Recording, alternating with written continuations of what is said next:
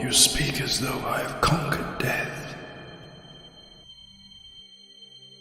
I live death every day.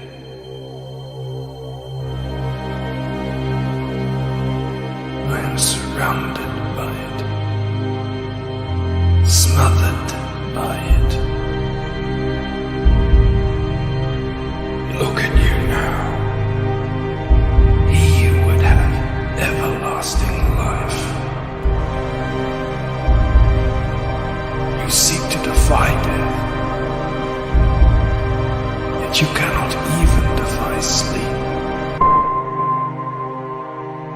And our like sleep is to death.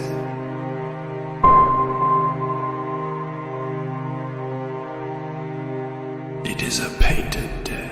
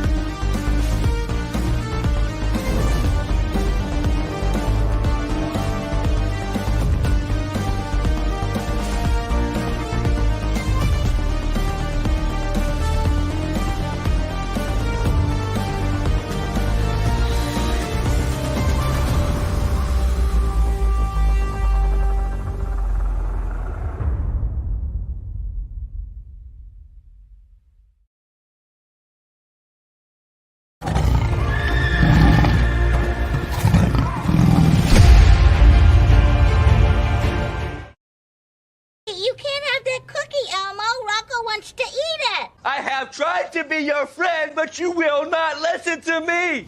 So you invited this monster. Don't make me kill somebody. Woo! While they sleep, we work.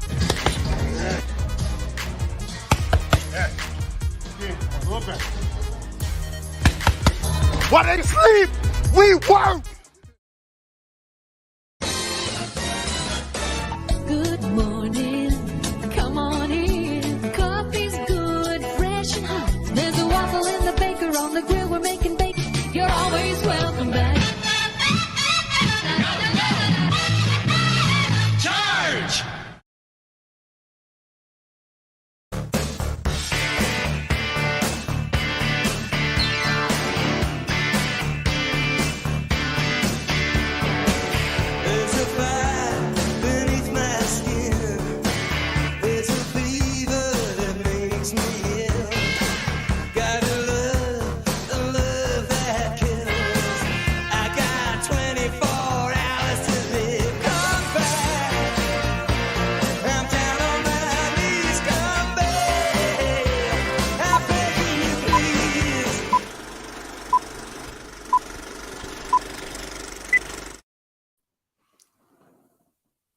Welcome to the Waffle Lodge, everybody. I hope you're doing well on this fine Friday morning, Thursday night, depending on how you roll. Happy St. Patrick's Day, if it's still St. Patty's Day in your time zone, if you're on the West Coast. And if you've survived St. Patty's Day, happy hangover. I hope everybody's doing well. Let us see who we have got here in the chat and see what is going on. Oh, my goodness. Look at all these fine people here today. We've got Stephen Rockwood. I'm so happy to see you, man. Yay to you as well. Yeah, we're almost at Friday. Lloyd, what's up, my brother? It is great to see you, and thank you for all your support. We've got Noah in the house. What's up, Noah? And let's see here. We've got D-Wag in the house. D-Wag. Tip of the hat to my friend D-Wag. It's good to see you. Aldous on the farm, just off Orwell Lane. It is great to see you, my friend, and a very good evening to you, sir. We've got Devil Flyer Momentum. Hey to you, my friend. It's great to see you here. And a hail as well to Darren there. Look at all this joy here in the chat. We've got Jay Lee, my main man, my can of spam. It's all about literary excellence in the chat. It's good to see you, Jay Lee. Let's see who else we've got here in the chat. We've got NTM Comics. We've got Devil Flyer. I think, is that everybody who has chimed in? We have got Michael Bancroft, one of our fallen brothers. Now listen, folks. Let's get serious for a second here. Let's talk about this for a second. We have a piper down. We have a piper down. Our dear friend, Michael Bancroft, has fallen ill, and the reason why he has fallen ill, and I don't think he'd mind me telling you guys this, is because not enough people have signed up for the email list for the Lucent Painted Death. And I didn't, he's a very, kind person. He wouldn't want people to know that. But because we are not doing good enough of a job of getting out the sign-up list for the emails for the Lucent Painted Death, this is what's going on. And I don't know how much pain and agony that we're going to need to cause Michael Bancroft by not doing our jobs. But we've got to do something about it. So everybody right now, if you have not signed up for the Lucent Painted Death, I want to see those signups happening. Let me know if you already have. Say, yeah, I have. Give me a 1 in the chat if you've already signed up for it. And if you are on the Twitter, tweet out that we need to sign up for the Lucent Painted Death. We have got to heal our brother in this situation. We've got to take care of him like he's always taking care of us. All right. Hail, Michael. So we've got SDA there. Happy St. Patty's Day, everyone from SDA. And I say, hey, happy St. Patrick's Day to you from the future. What is up, Lord Ravener, or Ravener, depending on how you see. I love how I say Ravener, and it's probably Ravener, but, what am I going to do? I am made of dyslexic stuff. So we got Michael Bancroft saying hello, getting through it. It's good to see you, man. Hey, peeps, OC Steve. Yeah, and you guys, you Waffle Lodge troublemakers, you know what to do. Let's see here. Devil Flyer Momentum we've got. Everybody's saying hello to the Bogan. Let's see here. We have got, who else we got? Oh, my gosh, it's just flying. There'll be no pipes from me tonight. It's tragic, and that is as my accent is. Let's see what we got. Somehow it's the fault of Rob Arnold. I wasn't going to say anything, but here we are. Here we are. I think Rob can come in here and defend himself if he needs to. It's one of those things. The pipes are calling from Bogan to Bogan. They rise. Absolutely. Oh, Michael Bond. There you go. See, we got, oh, Michael Bond. That's our Danny boy for Michael. All right, let's see here. We got some ones in the chat. That's right. That's right. Oh, look at this. Almost 450 now. Thanks all. This is what I want, guys. This is what I need for Christmas here. I know it's a little early to start thinking about your old pal Sean's, Christmas presents here, but I need the Lucent Painted Death to be a smash hit. If one could say there has been an MVP for this Comicsgate season, I think one would be hard-pressed to think of a better candidate than our dear Michael Bancroft taken ill. So let's all ponder that. So we are looking at a sea of ones because that is how we roll. That is how we roll, folks. Yeah, absolutely. It's good to have OC Steve back with us. I hope he is doing well. Yeah, Lord Ravener's laughing at me for that. Let's see. Champ's accents are far superior to Bancroft's accents. I don't know if that's true. God, have you guys heard his Australian accent? It's incredible. It's absolutely incredible. I heard it the other day. I mean, you would believe he was from Australia and not actually a Franco-Belgian bande dessinée artist, which his art clearly shows that he is. So we're going to have some fun this evening. We're going to talk about some cool stuff. We're going to talk about Nosfero. We're going to talk about comics. And if anybody who's a crazy lunatic decides to pop in tonight, they can feel free to pop in.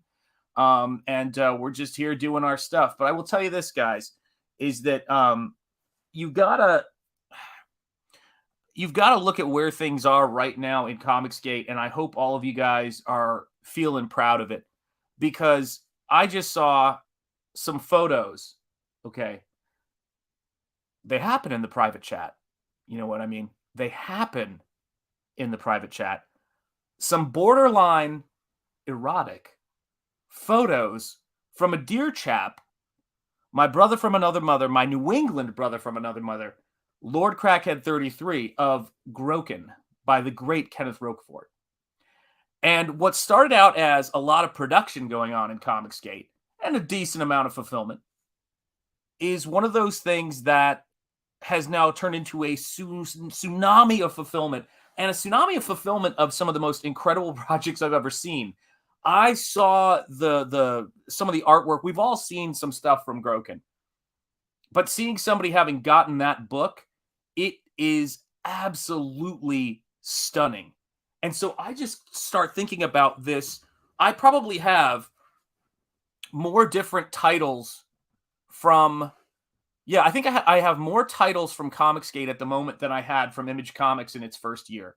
And that is something special, Absolutely. Well, listen, you were right. Yeah, we like to send a lot of Dick Cavett picks. For those of you guys who know the Dick Cavett show, a lot of folks in Comicsgate are big fans of his interviews and things like that, and the people that he bring on his show. So you're absolutely right. It was a lot of pictures of Dick Cavett, right on SDA. They made fun of me. What happened, D-Wag? Who did that? Who made fun of D-Wag? Who could this? Hold on a second here. There's a knock at the door. Could it be Mr. McFeely? And that's a Mr. Rogers reference, by the way.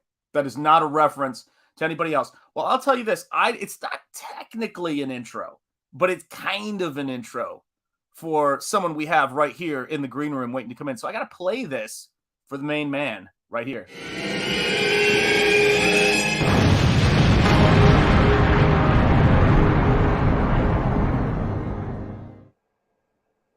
What is up? Wow, what is up? I like that. I like that a lot. Well, Happy St. Patty's. I heard you. I heard Groken, and similar to Phil's, Bisley bat signal. Mm-hmm. The ears just started ringing, and I thought, I gotta come in. I gotta come in. Yeah, this is the thing that gets me about this, man. So I think I've told you the story before of my best comic book friend. Look at that, guys. Look, hold on. I gotta make you. No, hold on. Let me get my silliness off the screen, guys. It is in the flesh, folks. This is it right here. This is signed by the man himself. And I will tell you this, guys. I will tell you this. And everyone's like, Crackhead! Look at that. Look at the love for you in this chat. Hold up. Let's see. I want to see what the first page of Groken looks like. Yeah, I do. Let's see what the first page of Groken looks like, shall we? Oh, man. Oh, man. Hold up. Let me get a better light here. Boomerang. No, that's fine, man. Listen, it's this is the tease. Once the book is fully shown, the strip tease is over. What's up, Skip Edwards Art? It's good to see you. Here we go. That's a little better. A little bit better. Good God. First little intro there. Leading into brilliant artist. The first page. Oh my Lord. Just insane. Yeah. I'm gonna be but that's it. I don't want to spoil it all. All right. Well, see, I think what I'm going to have to be doing is erasing all of my Nosfero pages now. I got to catch up. Look, seriously, guys, this is the thing. We've been talking about, absolutely. There you go, right? There you go. Yeah, Groken looks awesome. Beautiful. And I will tell you, man. So tell me, how did it feel to get this? I mean, because this is one of everybody's most anticipated, I think. Oh, without a doubt, right up there. Most anticipated book up there, next to Cyberfrog, yours, and the Lucent, probably for me. And Absolute. Yeah. Those are probably my most anticipated books. So yeah, getting it was absolutely insane.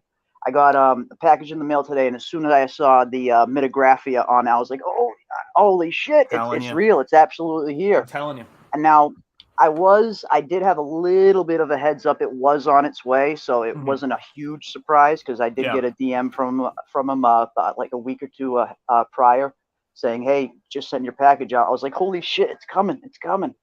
And then yeah, there it was today, man. So I ripped that thing open as soon as I got home.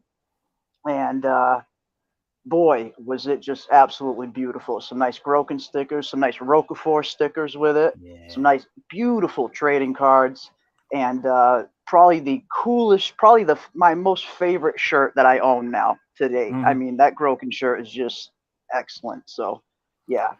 Yeah. Kenneth is a singular, park, man. He's a singular artist. I mean, when we talk about who are the people in CG who, you know, are amazing artists and blow us away, and we think, oh, this is amazing.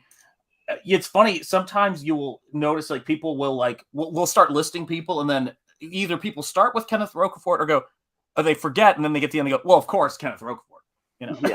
Yeah. He's on everybody's list. How can he not be? He's the man. He's the man. Yeah, he exhales genius. That's just how it works. Yeah. And he's a really oh, here we go. We got Rich there. There we go, Rich.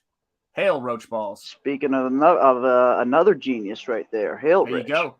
Absolutely right, man. Absolutely right. I mean, and this is the thing, right? How great does it feel to be not only excitedly anticipating comics, but then to be getting them and being like, oh, it's here. I've got it. Yeah, it's great to to talk about these comics, get on streams and promote them, push them, launch them, back them, all that is absolutely great. But yeah, it doesn't, when you actually get the book in hand, that is definitely the most rewarding part for me anyway, being that I am such a avid reader that I really do look forward to getting these books in hand. So yeah, it's definitely all worth it once you get them. Even if you have to wait, sometimes it's usually worth the wait in my experience.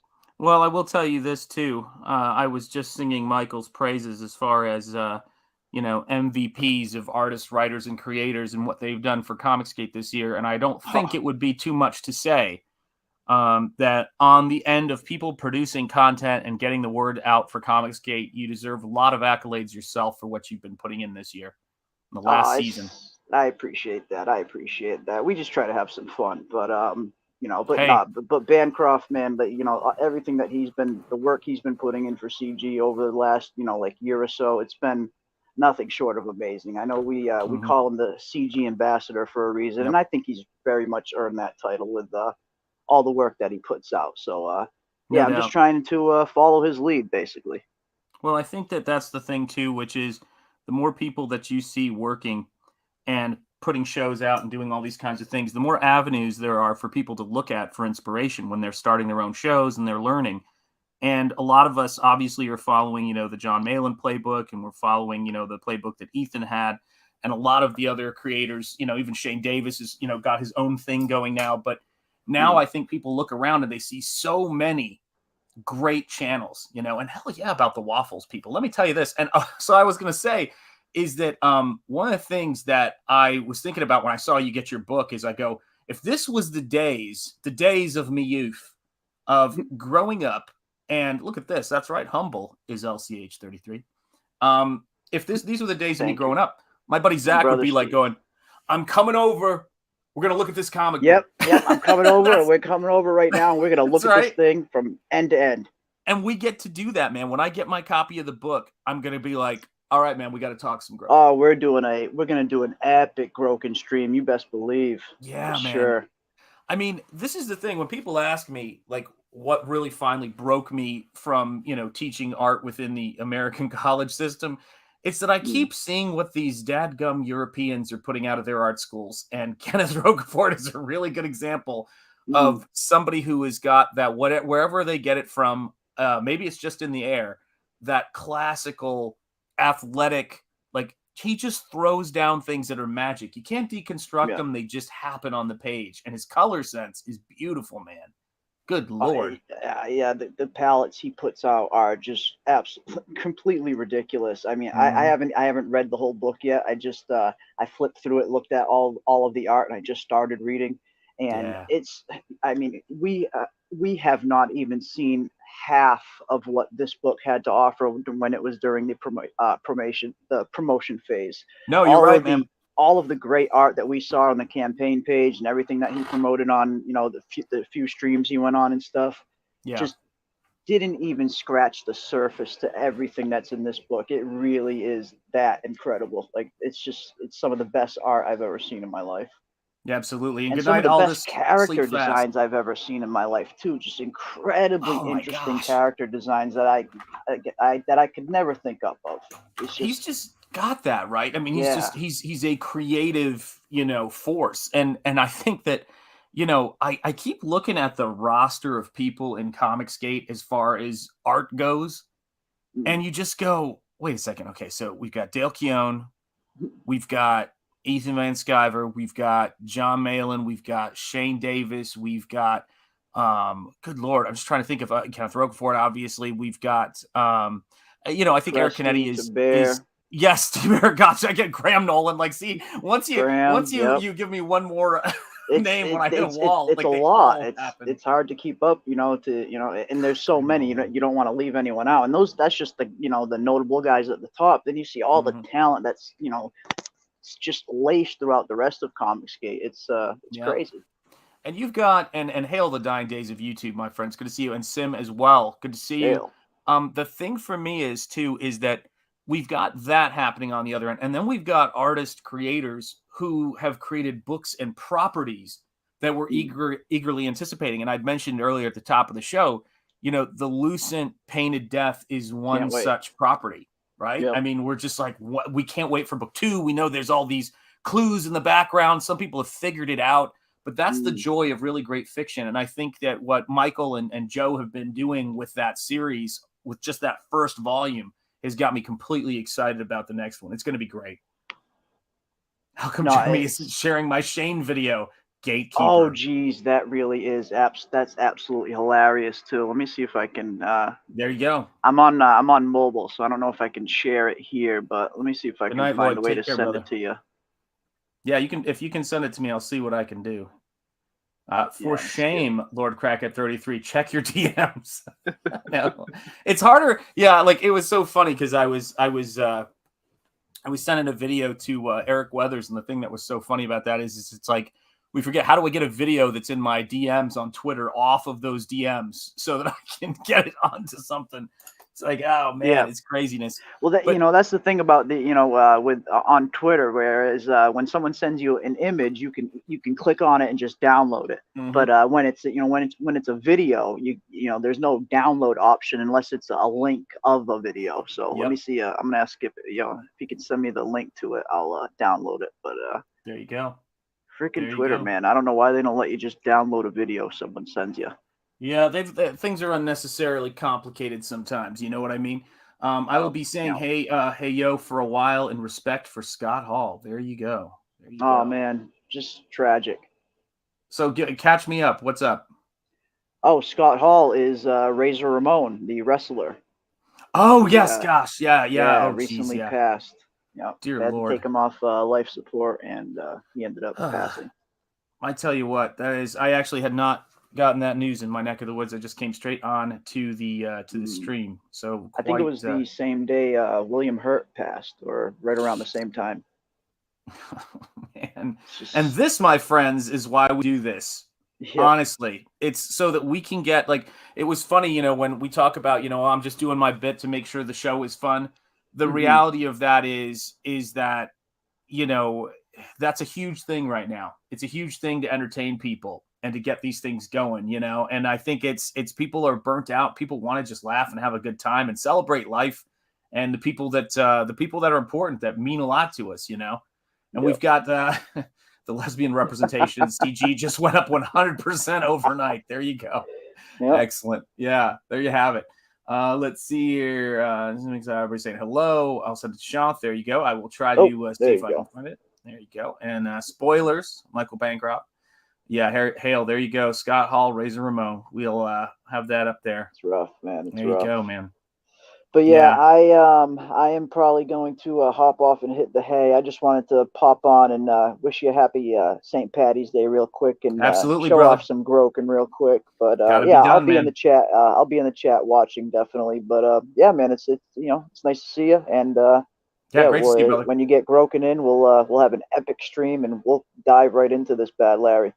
We absolutely will. Let me see if I can get this thing to download now. All right, brother. Take care, and I'll see you soon. All right, brother. I'll be in the chat. Have a good one. Absolutely, man. Take care.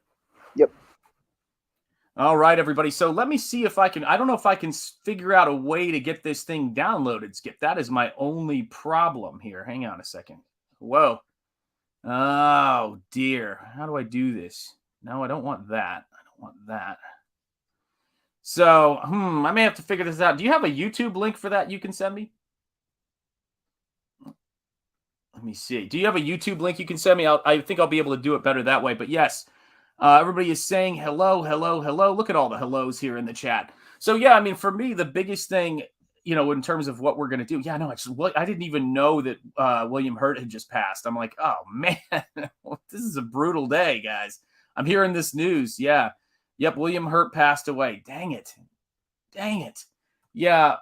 William Hurt is one of those actors who, if you've never seen it before and you've never seen his incredible performance in the movie, and I know this movie is not regarded as one of the great films in history, but William Hurt has a monologue in the M. Night Shyamalan's The Village that is, there's barely any edits in it, and it's some of the finest acting I think you will ever see. And it's clearly a movie where they wanted to give him that scene. They wanted to give him that shot. And I would play it honestly in honor of him. I show it all the time. And it is just a tour de force of acting. It's a tour de force of oh gosh, yes, Altered States. Yes. I mean, where do we go? Guys, yeah, if you've got a favorite William Hurt moment or movie, throw the title in the chat just in honor of William Hurt. Let's get that done. And the same thing goes, for our fallen brother, all our fallen brothers, a favorite memory, throw that in the chat. What's up, Steve Worcester? I just saw you there. Sorry, I missed you before. But yeah, if you've got a favorite memory or something, for Scott Hall, for William Hurt, just throw it in the chat and we'll have it there. We'll pop it up on screen and we'll make sure that it's known. Yeah, there you go. Dark City. There's a classic for you. Excellent. Yeah. We have Altered States already there. This is the great thing about art and celebrating artwork and what we do here. And I know we've all talked about, the great artists and illustrators that we've lost, but I think that in entertainment, there are certain people that leave that indelible impression. And I think William Hurt is somebody who, as a performer, as an actor, has kind of left such an impression, for me as an actor. Yeah, there's a lot of love for Dark City here in the chat, guys. A lot of love for Dark City here. Yeah, fantastic. And we've got the links for the sign up for Michael's the Lucent Painted Death if you have not signed up for it yet. And like I said, if you've signed up for it, just feel free to throw that in the chat. And hail, brother. Jeremy's throwing Nosfero the Crypt Walker, guys. Back it. It's had a really great week, and I've been really happy with that. So we just keep on trucking, guys. Get the word out. Yeah, Dark City is an underrated classic. I don't know how one could. Oh, you sent the link. Very cool, man. Very cool. All right, I'm going back in. There we go. There we go, folks. Okay, guys. Let me see if I can make this work somehow. Do remember that it is a boomer who is on the case here. So we're going to do our best to see if we can make this happen. Hang on 1 second here, guys. I'm going to go to share screen. This is not going to work. Oh, for God's sake. I don't want that. Oh, for God's sake. It's going to make, oh, sorry, man. Here's what we've got too. I'm going to have to save that. And I hate to say this, but they're going to make me, something happened with my Chrome. I think it updated And I'll see if this works, but I think it's going to have me say that you can't update it unless you restart Google. So we'll see. It might work. You never know. Let's see here. What am I looking for here? Chrome access to record. That's really bizarre. Let me see if I can figure this out here. And nope. Oh, screen recording. There it is. All right. Let's add that. See if it works. Okie dokie. I don't know what the heck that's about. Okay. I think that worked. So let me just see if I can get that to happen. All right. Well, we're going to see if that worked. I don't know if it did, but we'll see. Sorry for the... Oh, hang on a second. Let's see if this works. All righty. I want to go to a window, Chrome tab. We're going to go to this one, share, and let me see if you guys can see. Oh, actually, I think it's working now. Here you go. Yeah, Chrome's beating me up. Here you go, guys. So let me remove this, and we're going to add this to stream here. There you go, guys. And then let's see if we can play this, and you guys can get the audio. Let me know if you hear audio, which you may not. He doesn't that he can't keep track of time. He was literally reading.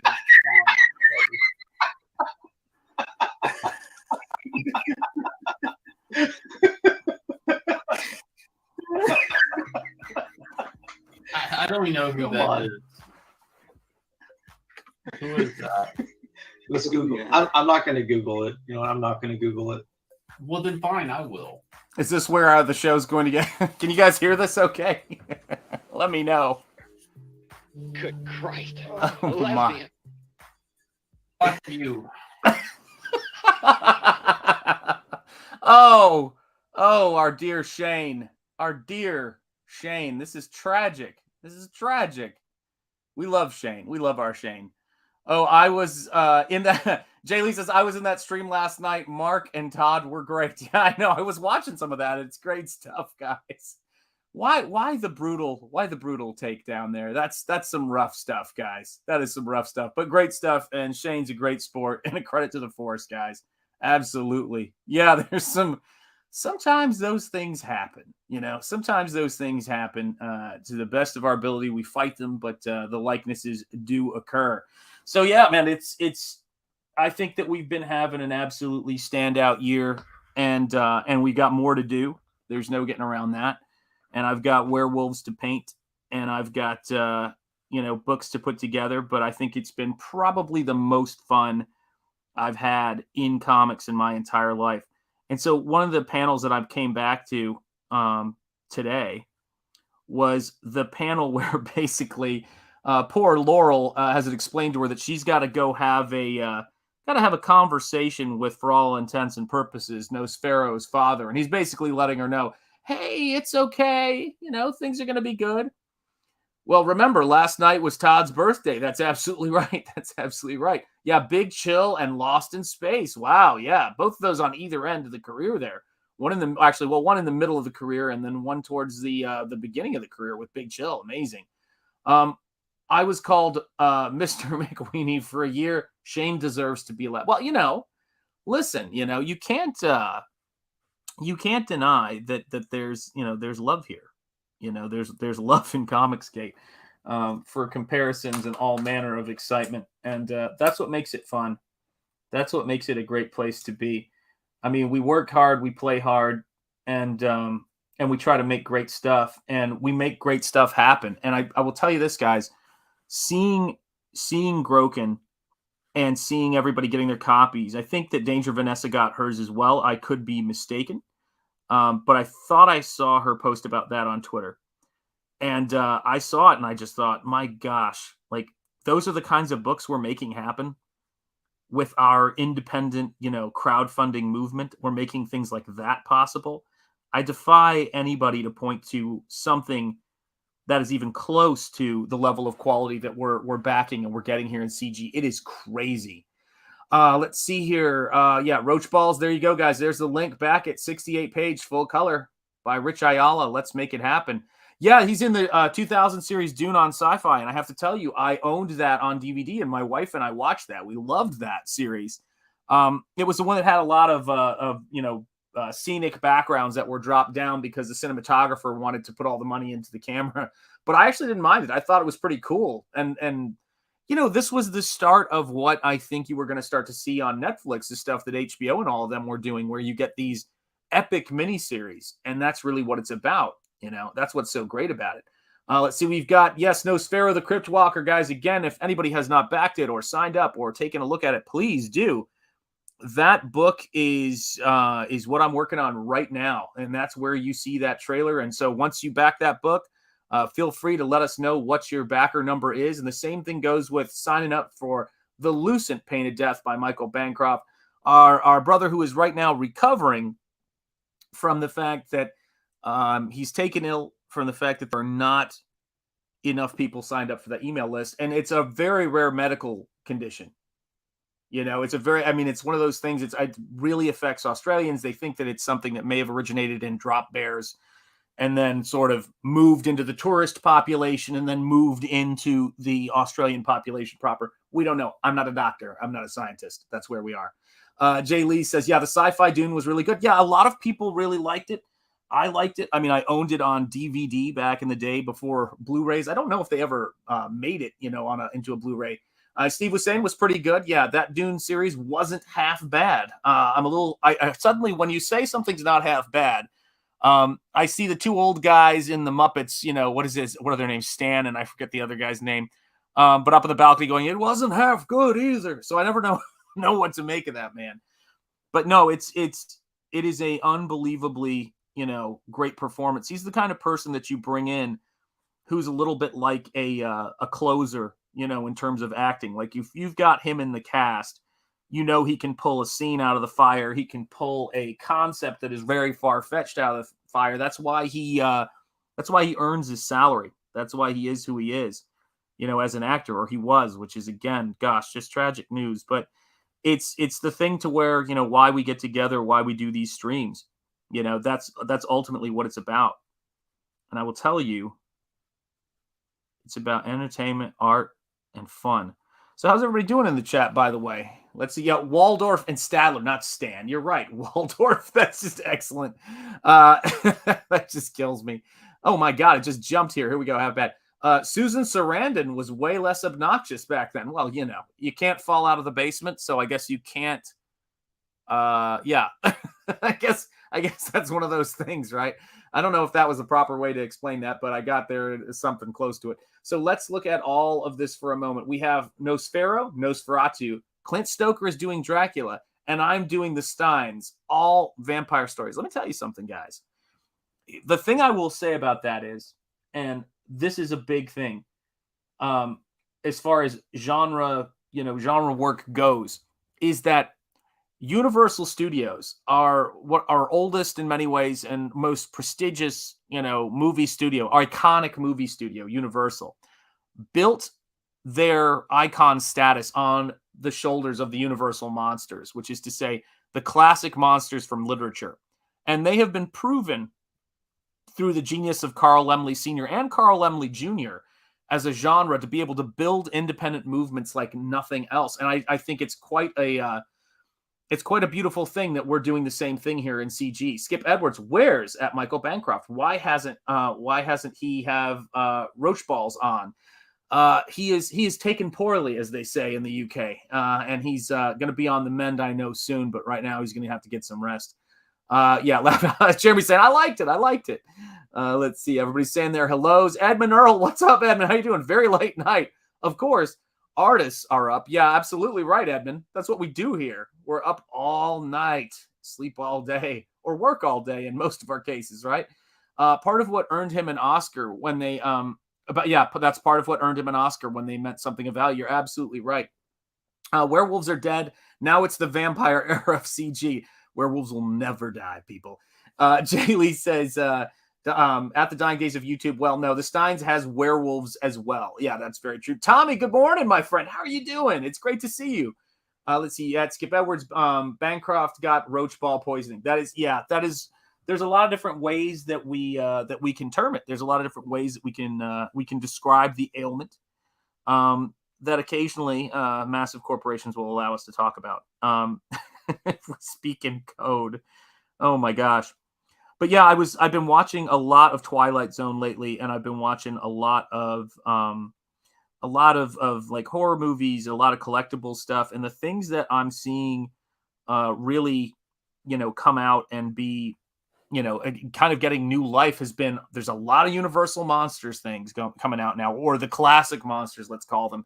And there's a ton of Lovecraft stuff coming out. And it's almost surreal. Like I saw some black and white, painted, like they're black and white action figures of the world of H.P. Lovecraft. I think a lot of that has to do with the copyright finally getting into this public domain territory, at least in the sense of people are more or are less inhibited about using it for fear of, a lawsuit.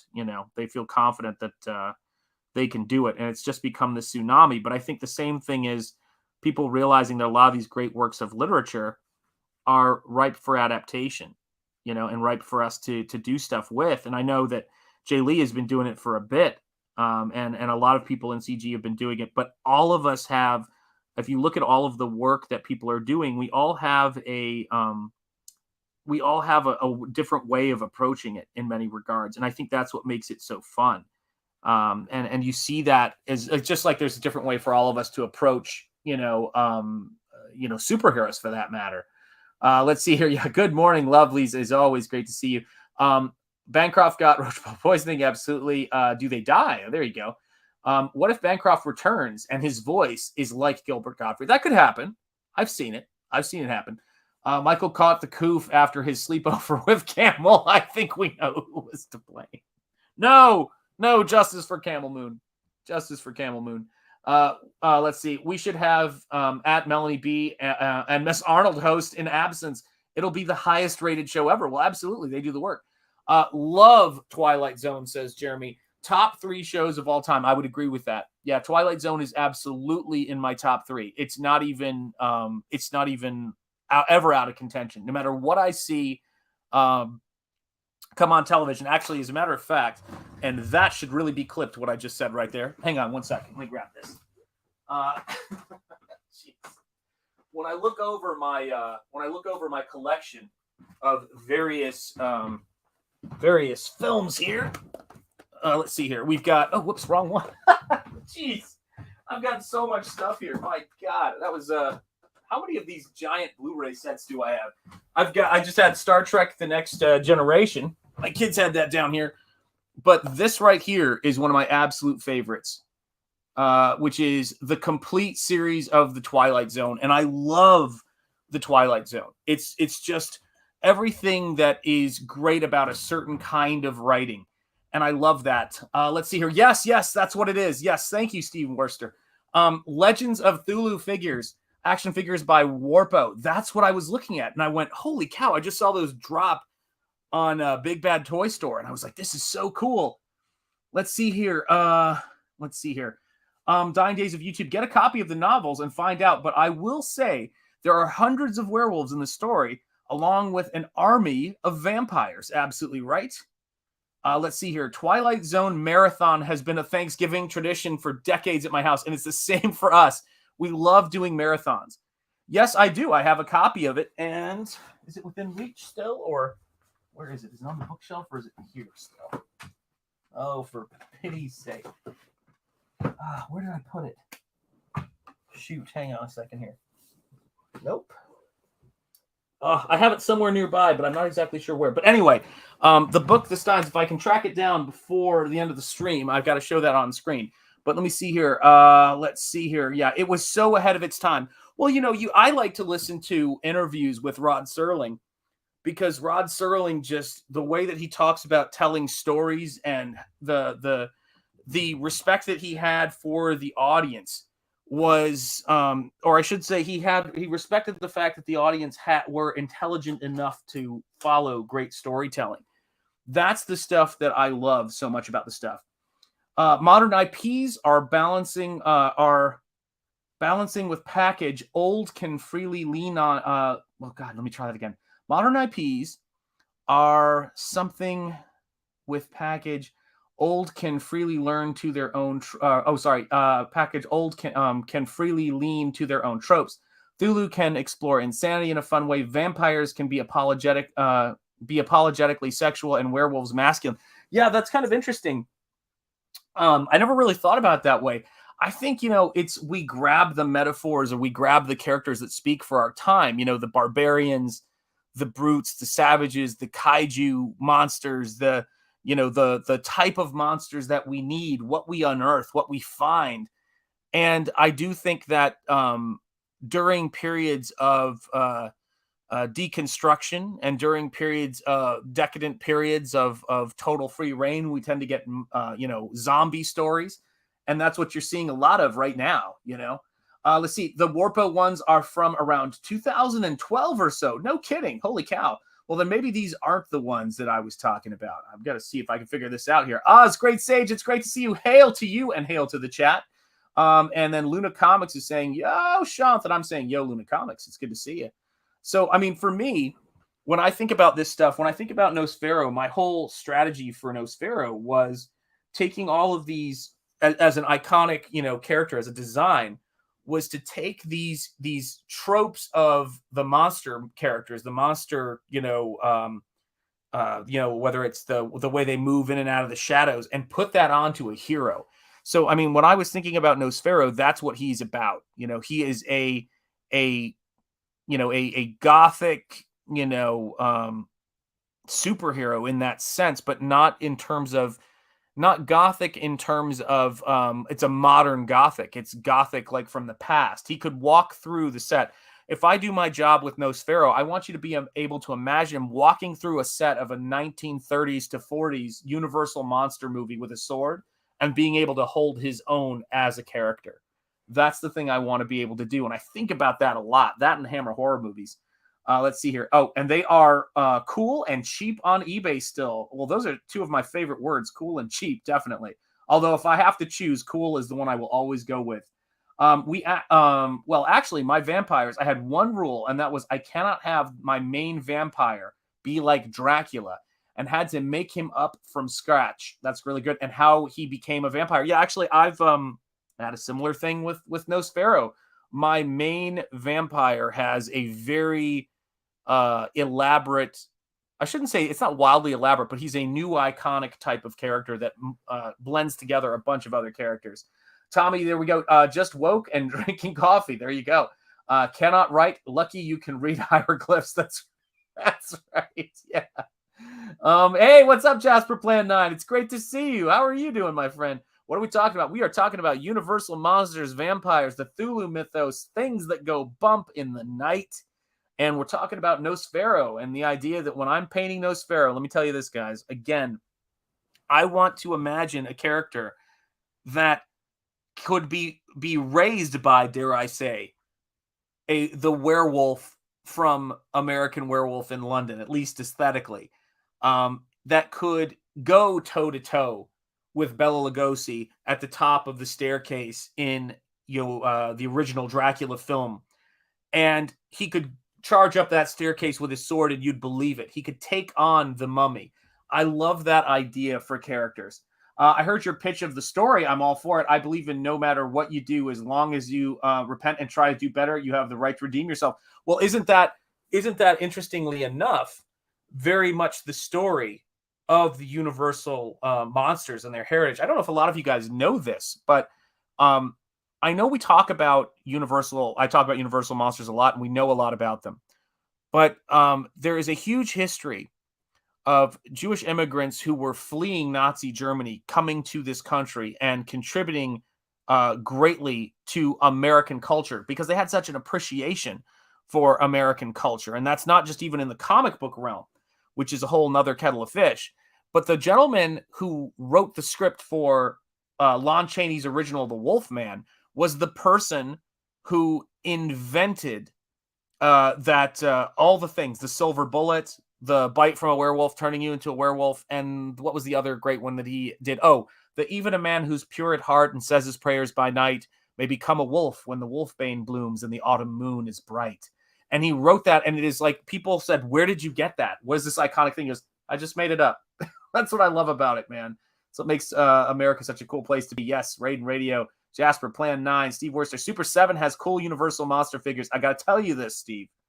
I must tell you this, my friend. I do love, and 50 Toys too as well.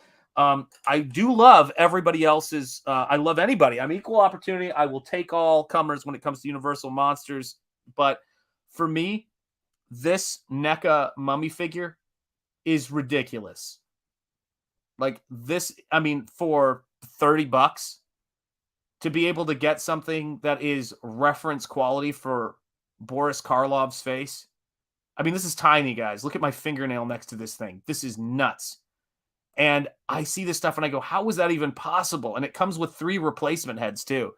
And I see that sort of stuff and I just go, like, I've got the American Werewolf from London is right over there on my desk, also from NECA. And that is what I use for reference.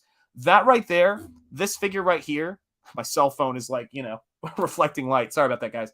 That figure right there, in my opinion, is the figure of the year. It's the best thing I've ever seen. It's beautiful stuff. Let's see here. Let me catch up on the chat here. I love talking horror. I was watching a doc tonight about 80s horror on Shudder today. I'm only partially through it. Very, very cool. Tommy from Comics for Everyone says, modern monsters need to balance modern sensibilities. Dracula can still have his harem. Wolfman can rip lace from ladies while dripping drool. Yeah, well, that's absolutely what I think is amazing about it too, is that, when I'm trying to come up with, guys, I drew a panel from the sort of the sort of climax, dare I say, of the story, and dare I say in a Comic Skate stream, but you guys know how it is. You know how it goes. And I was looking at the sequence, and it is such a mythic image. It is such and it's so borrowed from the Greeks. It's all that great stuff that we love. And the same thing goes with the werewolf fighting Drake Thulu and his gigantic serpent that he has. That is, again, it's this classic sort of symbol of evil, but also of change and metamorphosis, and that's what makes it so cool to me. But yeah, absolutely. Hi, Raiden says Jasper Plan 9, and we say hi to you again, Steve Worcester. And 52 Toys is probably the ones you saw on Big Bad. Yeah, I think that's what it was. And they're great. I could sit around and think about, let's see. Well, you guys know this. One of my favorite things to illustrate is giant gorillas. I love kaiju.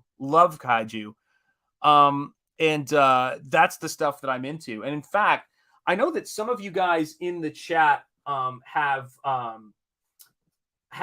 do you call it? Back at the head sketch level. And one of the things I have been toying with doing is I've got a head sketch of Shane Davis's character from Inglourious Rex, as well as a in progress, which I would wrap up, of course, of a torso of that character. And then I also have the finished painting for my pinup from John Malin's Graveyard Shift. And I have been considering asking people who have backed at the head sketch level, depending on if the last head sketch, goes, but maybe even before then, if anybody is interested in one of these two as a possibility for their head sketch. Food for thought. Something I'm considering. Let me know in the chat if you think that sounds like an interesting idea. Let me scroll down here. Gosh, I hate when my glasses slide down. Sorry about that, folks. That is cool. Yeah, it is very cool. I have some of those Super 7 Universal figures. Listen, let me tell you something. There is not a Universal figure you're going to show me that I will kick out of bed for eating crackers. If someone says to me, hey, man, I've got some Universal stuff in my collection, I'm going to let me see. Go on. Why wouldn't I? It's great stuff. I do think we live in a high horse world. Yeah, that's true. I think we all need a little bit of humility, humble enough to never look down on anyone. Well, I also think, when I watch boxing, I saw one of the greatest matches I think I will ever see, which was Woods versus Conlon. And it was just both of those guys. They were class acts after the bout. Thank God, Conlon's okay. He got knocked out and then fell out of the ring through the ropes, but his brother caught him. His team happened to be where he fell through the ropes. But a terrific fight. I always say the person who, from humble beginnings, comes up and makes these things happen. The person who faces adversity and chooses to go towards the light is the person that is going to come in and kick ass. When Todd McFarlane was on college scholarship for baseball and also a janitorial scholarship, and he was polishing the floors at his college. And I think it was in Spokane, Washington, if I'm not mistaken. That's where he went to college.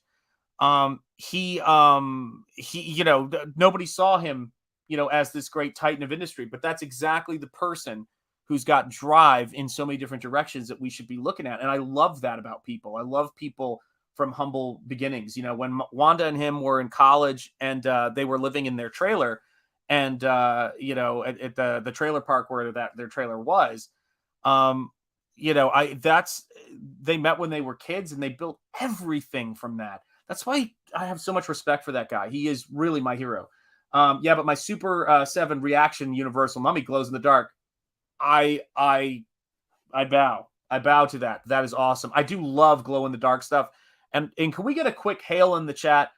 He's not in this chat, but if we could send out a hail, if he could hear it, a hail Mary pass, if we may, to Patrick Thomas Parnell and everything that he's doing with those Johnny Phantasm 93 figures.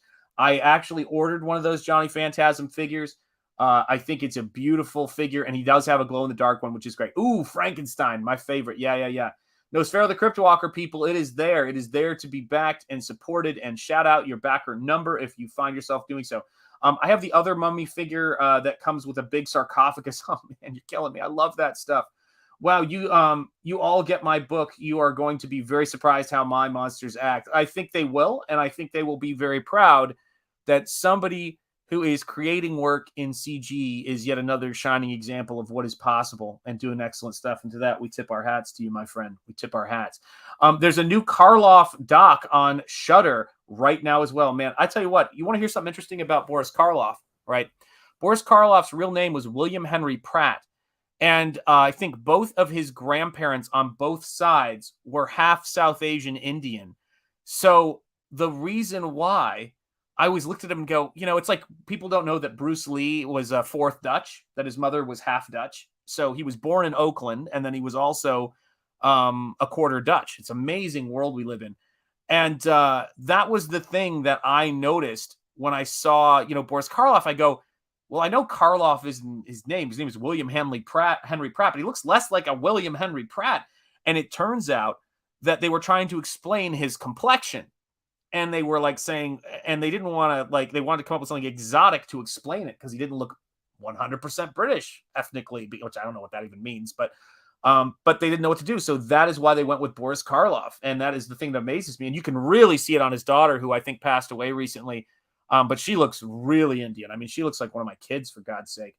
Let's see. I grew up on Goosebumps. Oh, yeah, that's big stuff right there. My son and daughter were obsessed with Goosebumps. You don't even know how it was in this house. It was like Goosebumps madness. And there's a creator who's worked with Todd McFarlane and who also has created a complete industry out of his own imagination. So, yeah, hail to him as well.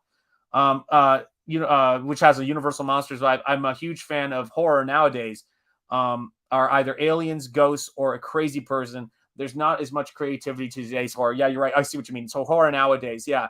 The Goosebumps stories were great. How did we have a lot of Goosebumps people in the chat? People who grew up with that, because that's multi-generational. I believe that Hayden Christensen was in, believe it or not, one of the Goosebumps episodes because he's a Canadian actor. When he was a kid, it was the one with the slappy dummy, and at the end the kid's head turns around and you realize that he's possessed by the dummy. And that was Hayden Christensen, a young Hayden Christensen. So Lord Ravener, or Ravener, depending, but I'm going to say Ravener, is saying 10,000... 100,000% yes, but I'm not sure what that's for because I'm so behind in the chat. Hey, Jeremy Jasper, Plan 9. Hail, Patrick. Yes, absolutely, Luna Comics. Hail, Patrick. And yeah, we love the stuff he's doing. Greetings, everyone. Mighty Geek Studios, greetings to you, my friend. Yeah, Steve Worcester says, hail, PTP, and Eric Huffles, too, as well. Yeah, Eric Huffles, man, let me tell you something. Let's take another quiet moment here.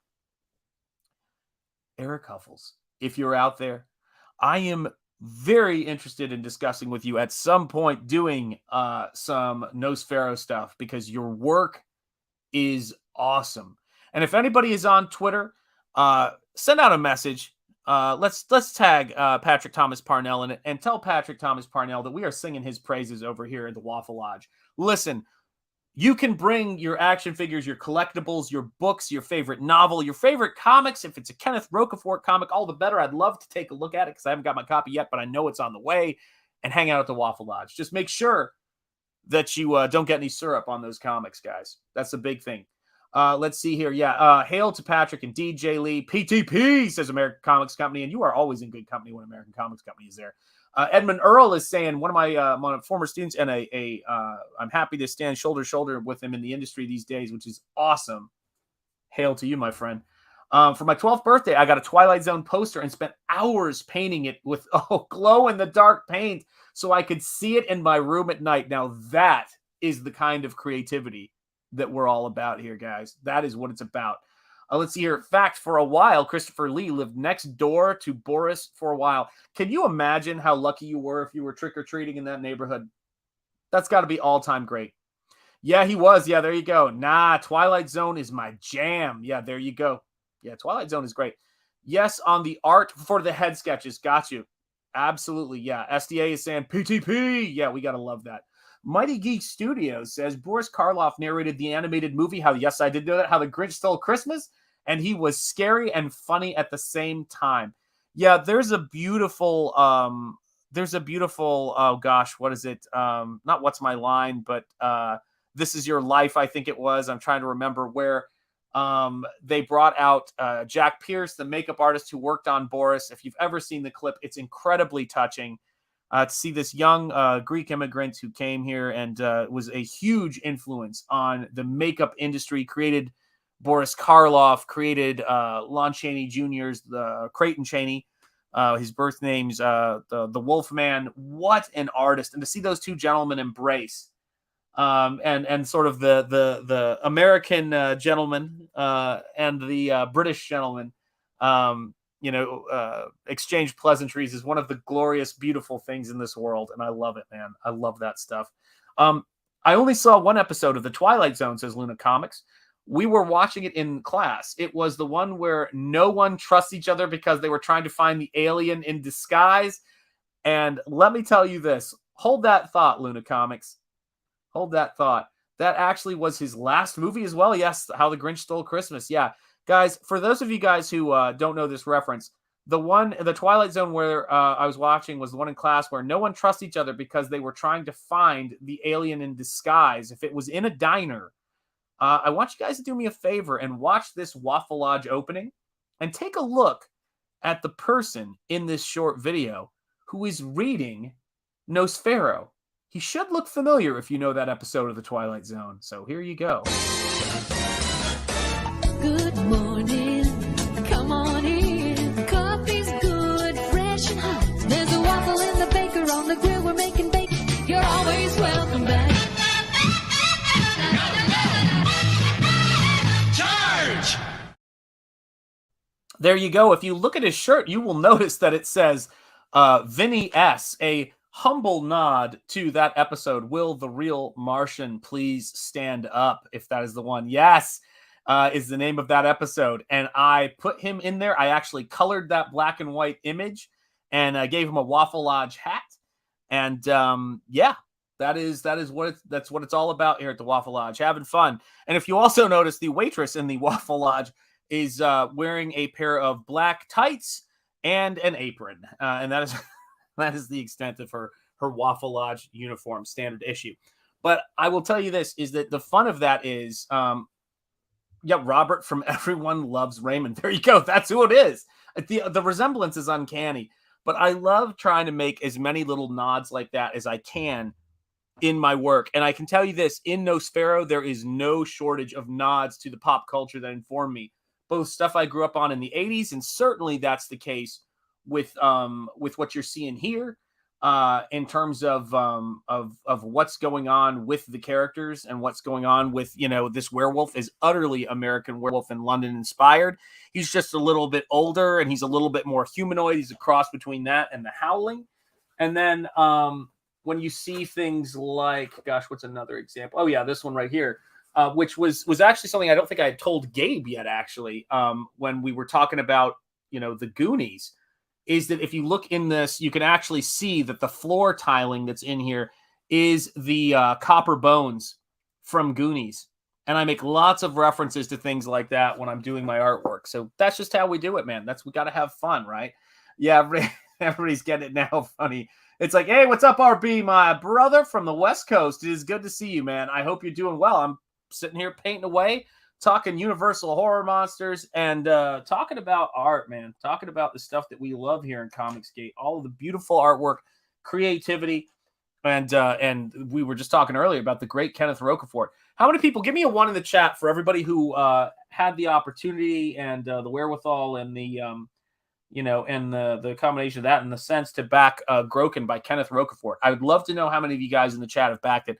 It's one of the books I'm most looking forward to. I think I was like backer number 800 or something. I just looked it up and went, well, I'm not getting mine for a while. Let's see here. Mighty Geek Studio says The Outer Limits took intros to the extreme by telling people not to attempt to adjust their TV sets. Don't you guys miss that stuff? What's up, Gary G is saying, I've got it. And he's got a beautiful ARO right there in that profile pic. Stephen Rockwood drawing 1. Lord Ravener 1. Lord Ravener 1. God help me. Somebody. Jasper Bland 9. Steve Worcester says, I think I did. That's exactly how backing is coming for me. Jay Lee is a 1 right there. Skip Edwards is a 1. I hope I did. Oh, God, now I don't want this to turn into a tragedy when you go and see if you backed it and you didn't. I had that happen today. I'm not happy about it. So, again, speaking of Patrick Thomas Parnell, I could have sworn I backed Sleepy Hollow because I love Sleepy Hollow. And I went through my Indiegogo backing and I was like, dang it, I didn't. And then I went through my emails and it was like, would you like to complete your Sleepy Hollow order? So I think I missed out on his Sleepy Hollow, which is a little depressing because I'm a big Sleepy Hollow fan. And I want to support Patrick on that because I think that I love seeing people taking all of this classic stuff and giving it sort of new life and new blood, no pun intended. And Sleepy Hollow is one of our classic American fairy tales, and that's what I love. That's the stuff that, when I sit down to paint, I'm very grateful. And you may have seen this when I was sharing my my screen of YouTube. I'm very thankful for the history of this country and the history of storytelling in this country. And I watch a channel called Townsend's, and they are a channel that's about 18th century stuff. But the reason it is because they wanted to be talking about the history of what was going on in America, the indentured servitude and all of that stuff, but mainly a lot of the skills that we've lost, things like, making an axe, and building a cabin, making bricks. It's brilliant stuff. And for me, the thing about watching that show is it's very humbling to realize like how difficult it was. And right now they're reading the autobiography of Benjamin Franklin, and it's amazing to see his history and the humble beginnings he started from. Let's see here. Jay Lee is saying, now I will give this away in the book. We're 2 minutes. Jay Lee, these spoilers are coming fast, but that's all right. We're cool with it. In the book, the main vampire does hold the title of Count, but in truth, he is not the ruler. He was not the ruler. He was the younger brother of the ruler who died on the day he became the vampire. There you go, man. There you go. That's what it's all about. Very cool, Jay Lee. Jay Lee, you and I are kindred spirits. Do not attempt to adjust your sets because we control the horizontal. We control the vertical. And guys, that's all I'm trying to do when I do these intros is to try to give you that sense that you're tuning into a show. And it's the same thing when I did the Comicsgate Kings intro. Ethan will send me a piece of music and I'll go in there and I'll go, let's, do something fun with this, or the RT Bear one, which is fun.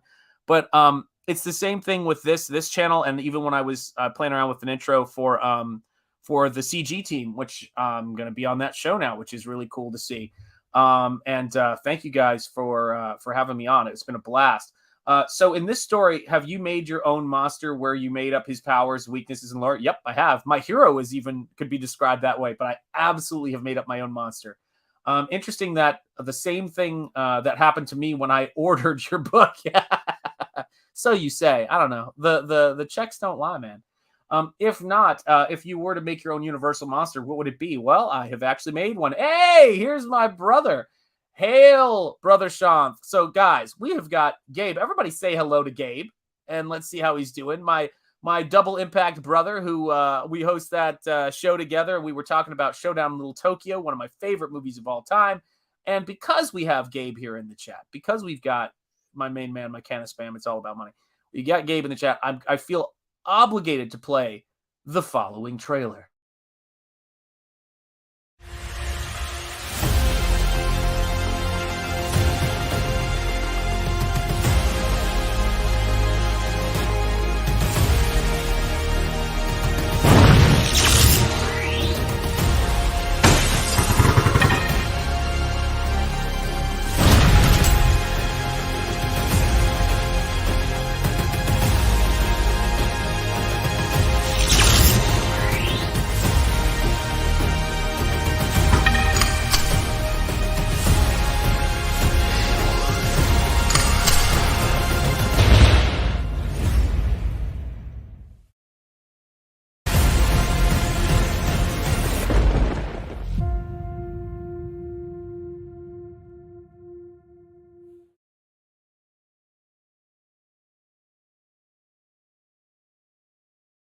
Available now on Indiegogo. The link is in the description, just like the sign up for Michael Bancroft's The Lucent. The first link in there is, of course, to Nosfero the Crypt Walker, my comic book that's funding on Indiegogo right now. We've also got Terror in the Trenches. We've got Narwhal's Nosferatu, which I'm going to be contributing some artwork for, which I just sent in the mail to him. And let's see, what else have I got in there? I know there's another one. We just did Truth, Justice, the American Way, that, Lucent. I think those are my ones, but if I'm missing one, let me know. Absolutely love that stuff. Yeah, hail chat. Hail Gabe. Hi, Gabe. Look at all the love, man.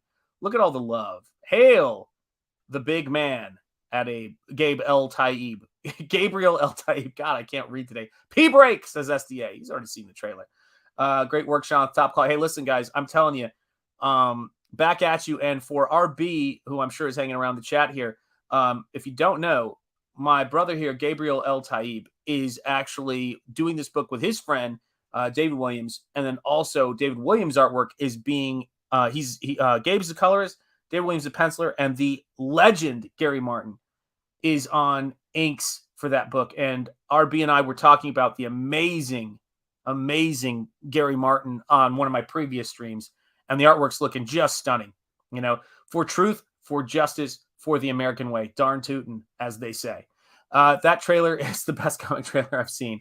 Yeah, it's all right. You know, it's if it's great, it's because Gabe deserves it, man. Deserves the best.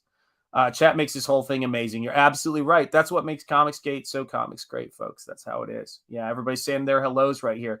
I just need, yeah, look at that comment right there, Gabe. There you go. Can't say it any fairer than that. Dream team. Yeah, there's a serious dream team on that book, and it's the thing that I think is so beautiful about that book is it's a book about holding to, you know, basically rediscovering what you stand for through adversity. And if that isn't the greatest hero arc in the world, I don't know what is. That's what it's all about. I get excited thinking about people coming up from the chat and one day making their own books. I hope we inspire them. You know what? I think that is absolutely happening and that we absolutely do. That's one of the things that gets me excited. You know what I mean? SJW's L-Type, you've gone too far. Yeah, there you go. You're killing me, Mighty Geek Studios, man. Oh my gosh. But you know what? It's funny too. It's like, you know, I look at some of the amazing artists that we have, people like Aaron Lopresti, people like Graham Nolan, people like, you know, Dale Keown, Ethan Van Sciver, and all these guys, man. And they're really bringing their A game. And then you start looking at people like Kenneth Rocafort stuff. And it's, to me, it's the, I just cannot, there couldn't be an easier, you know, easier series of artists and place to be for collecting comics right now than here in CG, because it's just some of the best work you're going to see right now. I mean, it's not like I thought that Kenneth Rocafort's Groken wasn't going to be great, but I don't have it in hand yet, so it was really cool to see somebody else with that book, because it's such a beautiful book, and he's such an amazing artist, whether he's working in digital, traditional, or both. He brings so much to the table. And funny enough, with Gabe here in the chat, I hope he won't mind me doing a little bit of brotherly bragging. But when I was so affected by the ink work that Gabe was doing for one of his upcoming projects as well. He's got many irons in the fire. and I want them all to do incredibly well. I think that's what we want, you know, for creators. But it's when I saw his his pen and ink or brush and ink work, I was blown away. I was blown away by it. You know, it was brilliant stuff, you know, and it's that's what I love about, you know, you guys are killing me. Me too, SJWs, cry harder. There you go. Me too, SJWs, cry harder. Great artists like Skip. Yeah, well, this is the thing, right? We sit here and we put this stuff together. We work hard and we try to make the best stuff we can. And I'm amazed that the people that I'm around and working with are like, oh yeah, by the way, I make music. Or as we were talking with, you know, Eric Huffles, we were saying, you know, you know, Eric makes figures. And I'm like, he what? Yeah, you know those figures you see? And then I loved the idea, guys. I don't know if it's lost steam or what, or if it's just a question of everybody is swamped. But I really want to see those CG muscles style figures for everybody's campaign. I love those things. I loved muscles, like not actual muscles. I was, you know, I did my best. But I, it's, oh man, I love those figures. I think they're so great. Let me see here. I gotta read this one. Kenneth is going to be an influence on the next generation that pushes the medium. Absolutely right. Let's see here. Question. Is family in the business healthy for the business? My mom is my partner of the first issue of my story. I think it totally depends. I mean, look at Clayton and Corey Barton. You know, look at we got a couple of people who are brothers. Oh my gosh, Phil and Brandon Diaz. I mean, you've got a lot of people who you know, who are doing, you know, work with family. I think it all comes down to it. You've got Roy and going back, you've got Roy and Walt Disney. It totally depends on what the dynamic is. And at the end of the day, it's going to be about the quality of the product. That really is what CG and is about. It's a consumer movement about getting what you pay for, you know. And when I think about, like, we talk about things like page counts, we talk about things like, you know, glossy stock or what kind of paper it is, but we all know what quality is when we hold it, you know, in our hands, you know. And I think that that's the thing for me, is that I'm always thinking about how this book is going to be something that you get and you're going to go, wow, look at this. This is like, the first thing I want you to do is I want you to flip through this book, see all of these paintings, man. There's like, I've got paintings on top of paintings here. And I want it to just take your breath away, man. I want you guys to just go, this is the coolest thing ever. And that's the job. The job is to make it happen. Yeah, that depends on how much power you give her. There you go. Muscles, Kinnikuman, if I'm pronouncing that right. Kishi figures or Keshi figures smell good too. Yeah, absolutely. I used to have those things by the bucket load. I loved those figures. I loved Terry Bull. That was one of my favorites. Let's see here. Family business is the old way for millennia. It should work out great. Yeah, I do think there's something to be said for that. I was talking to this gentleman I was talking about who does 18th century videos. He has a couple million. I think he has 1 million or 2 followers for his YouTube channel doing 18th century stuff. It was his father's business, who passed away, I think, 2 weeks ago, actually, or maybe 2 or 3 weeks ago, sadly. But his father started in the 70s during the bicentennial craze, or when I was born. And he didn't see it as growing into this big thing. And now it is this great thing for historical reenactors. And you would be surprised at how, you know, when people talk about, I think it was John Malin or somebody was talking about, we need as many, you will not limit my heavy breathing. There you go. I'm just wheezing at this point, probably. Let's see here. But yeah, it's one of those things to where when I think about, God, I can't breathe, actually. You're right. My nose is like totally stuffed up. But when you think about what is possible, I look at something like Townsend's, and I go, when John Malin was saying, we can have a lot of different artists here. We can have a lot of different work here. We can have a lot of different things going on, and we don't need to limit ourselves. We just need to bring everything that we can to the plate. The thing I think about is something like, you know, do something you really believe in, that you're really passionate about. Like, I'm not doing this genre because I'm like, oh, this is going to, you know, everybody's doing this, or this is the hip new thing. I mean, guys, painting in gouache and all this stuff has never been the hip new thing, but quality works regardless of how you do it. So I always like to show this as something that they probably could never have imagined. Let me see if I can get this into StreamYard for you guys. Yeah, here you go. Add to stream.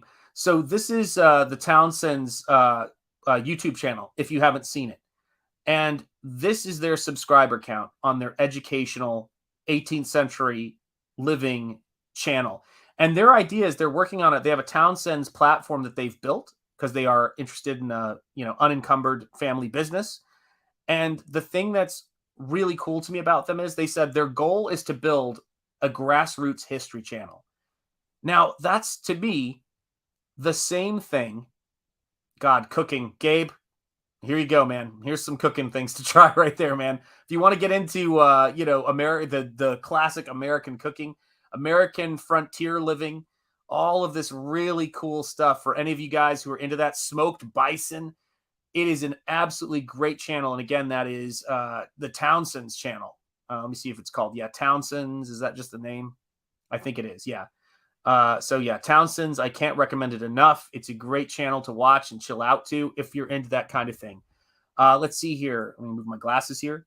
So here's our business structure. We're making the first issue art mock-up so that we can give it to an artist or a publisher. But do artists need mock-ups or do they want more freedom? It depends on the artist. If I were you, I would watch some of Rob Arnold's great videos on this. But, he says what he tries to do is he tries to write a script with however many pages, he wants to have in it. And he tries to never push it past like 4 or 5 panels, or I think he said past 4 panels per page because it burns artists out. But there's all this great like wealth of knowledge and CG about this stuff. So I check out Rob Arnold's channel, Rob the Replicator. And he's the guy to go to for a lot of that stuff. Good art and a good story is always a winning combination, no matter what you're doing. You're absolutely right. And, that's the funny thing, too, is that when someone asked me once, they said, well, what is the thing that you're most passionate about? Or what's the thing that you're the biggest fan of? And I remember saying that one of the things I'm the biggest fan of is other people's interests and passions when they share them articulately and well. So I really enjoy hearing, even though I'm not an 18th century reenactor, the way these people bring history to life and the things they love is exciting for me. Even though I don't make movies, I'm a big fan of what movies people are. I don't make movies, but I love movies. I'm a big fan of hearing filmmakers talk about their craft, their passion for it. And, hearing people talk about what their favorite movies or books or novels are. Even hearing Patrick Thomas Parnell talk about action figures and toys. I have watched so many YouTube channels about that. I love that stuff. And you're right. Quality is everything. Michael Bancroft had one of those great best bits of advice he ever said to anybody thinking about doing YouTube stuff is he said, don't be afraid to tell your story. Don't be afraid to tell your story with your channel in that sense of you're not trying to imitate some, doing stuff on YouTube and trying to, quote, figure out YouTube is a process of trial and error and figuring out what it is you're passionate about. But as a friend of mine always says, it's not about YouTube, but about all things. You're not picking a lock. It's not a lock to be picked. It's not a trick you're playing. You're coming on here, and after a certain amount of hours, you're not going to be able to do anything but be as real as you can be. And so that's the advice for this stuff. I mean, get 30 pages into a comic book and you're going to either love it or you're not going to be able to do it. And that's really what it comes down to. Yeah, that food it is so good. I love watching their cooking stuff. It's great. And you'll be selling these books basically forever. That's right. Create something you want to see in a hardcover, leather-bound volume. That is absolutely how I'm creating this. And SDA will be right back. That's right. There you go. SDA is off, but he will return. But, for me, that's probably the biggest, bit of advice I would give for anybody. I think that I've always loved things like when my kids were in elementary school, the 5th graders did this thing called the Haunted Hallway. And, it's just a, bunch of 5th graders and whatever parent volunteers for it, doing this kind of like haunted hallway for kids. And I told my son when he was in kindergarten, I promise I will help with that when you get to that grade. And I just, I put a lot of time and a lot of money into it because I wanted to make something that these kids would look back on and their memories of it would be so much better than what it actually was, but that it would feel epic, to these kids. And it had that impact. And that's the same attitude I always have, whether we're decorating our house for Christmas or Halloween or our yard, because, there's people driving past it. I always think how nice it is for people to see, no matter what's going on, for people to see something that's beautiful and magical as they go by. And that's my attitude when it comes to making comics, man. It's like, open up this book and be taken away, transported somewhere. Being able to create a superhero without superpowers is the true test of a creative. And I encourage new creators not to depend on superpowers. Absolutely. I mean, I would say this too. It's, I think it's all about balance. Do you know what I mean? It's all about whatever gets your creativity flowing, because, what I tell myself, and this is the worst, this is the non-comfort I give myself, the non-comforting thoughts I give myself, is that I can make a bad dish with great ingredients. And the trick for me is to, put myself in that zone to where I'm figuring out where it is that it works. But I will tell you this, with a pitch like that, Mighty Geek Studios, if you're like, I've got a superhero without superpowers and it's really pushed me creatively, I'm like, let me see. I want to see it. That sounds great. Do you know what I'm saying? Teflon Ron, well, look who's streaming in the aftermath of St. Paddy's Day, because I think it's officially, even on the West Coast, we're 2 minutes past St. Paddy's Day and well into Hangover. Teflon Ron, it is great to see you, my friend. I'll tell you guys something interesting. The last video that I did a couple days ago did not get listed on my channel until today. It took 3 days for it to go up public on my channel. And it was really strange. I have no idea what caused that delay, but I haven't had a video do that in ages. And I was like, what the heck? So for any of you guys who missed the video I did a couple of days ago when it played, it was really hard to track down unless you went back through my Twitter feed, which was weird. And yes, absolutely, Teflon Ron, it is great to see you, my friend. It's great to see you. But I really do love, I just love comics in all their forms. And one of my favorite comics I've been talking about on previous streams is, of course, a bande dessinée, which is Hergé's Tintin. And that, in many ways, is this this adventure, hero reporter, not horror reporter. That'd be scary, but could be cool. It's a hero reporter who doesn't have any superpowers other than his wit, his determination. And, that is one of the most famous and beloved around the world stories ever created in the comic book form. So there you have it. Everything can be done well. The issue is, we got to do it. It's not like we don't have great movies to look at or great scripts or great books to look at for inspiration. The real trick is making it happen. And I always think that we have, certainly at this point, we have the freedom to create what we want to create. And we have the freedom to make things on our own, independently funded by our amazing backers and our amazing supporters.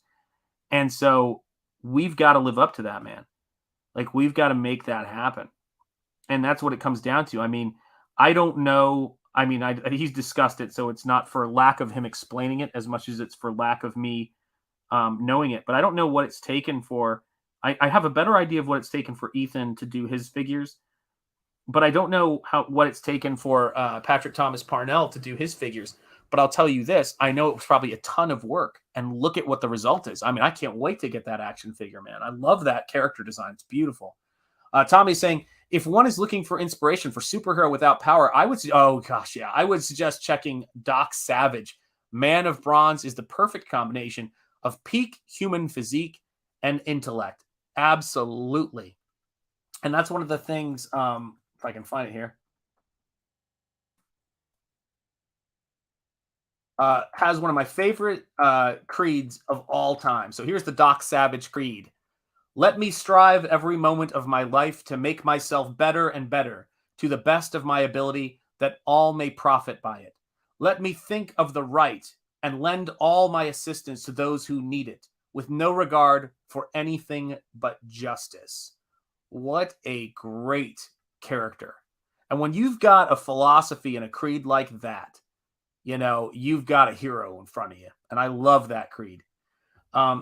Hey, all again, sometimes I feel like a fake geek girl because I didn't get into Marvel DC so much when I was a kid, but Tintin and Asterix were my jam. Hey, listen, there are people all around the world who would agree with you. And I will say this, Tintin in my book, I'm like looking, I've got a whole Hergé section that's on the wall right there because I am fascinated by. And actually, what am I saying? I'm like talking about. I've got an Hergé section on the wall. Here you go, man.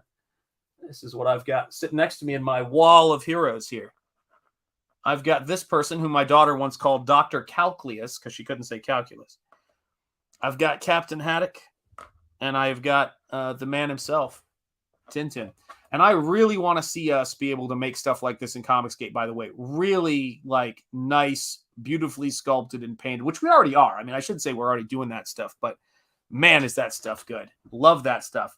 Let's see here. Oh, yeah, here we go. Well, I got to go either to work or sleep so I can work tomorrow. Absolutely, my friend. Take care and have a good evening. Those black dogs look like the werewolf you're painting. Yeah, absolutely. Yeah. Absolutely. Let's see here. I got to get to bed, but the Waffle House is in good hands. Absolutely. Hail, Shant, everyone here. Please make sure you are subbed. Hit the link and check out Nosfero. Thank you, sir. And everybody do the same for my brother there. And check out Truth, Justice, American Way. I backed all 3 covers, and I'm looking forward to that book, guys. I'm really looking forward to that book. You guys are awesome, and you're getting it done, man. Yeah, that's right. I'm the same way, man. I read things straight through, even if they're typos sometimes, because I spell things the way I do. Somebody say goodnight to Gabe and all of our fine friends here. Luna Comics. Let's see here. Let me see who else was heading out. There was a few people who were heading out, but everybody who's heading out, take care and have a great evening. Yeah, absolutely, guys. Yeah, that's what it's all about. Yeah, I think that if there's one thing that the kind of, maker movement in action figures has made possible, it's for us to do things like limited action figure runs and character runs.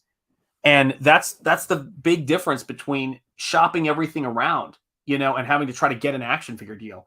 I started with Tantan, marsupial, Spiru, and Fantasio and Asterix and Corto Maltese. I believe I have Corto Maltese in a pile over there on the floor, which I wish I didn't have so much stuff, but that's what it is.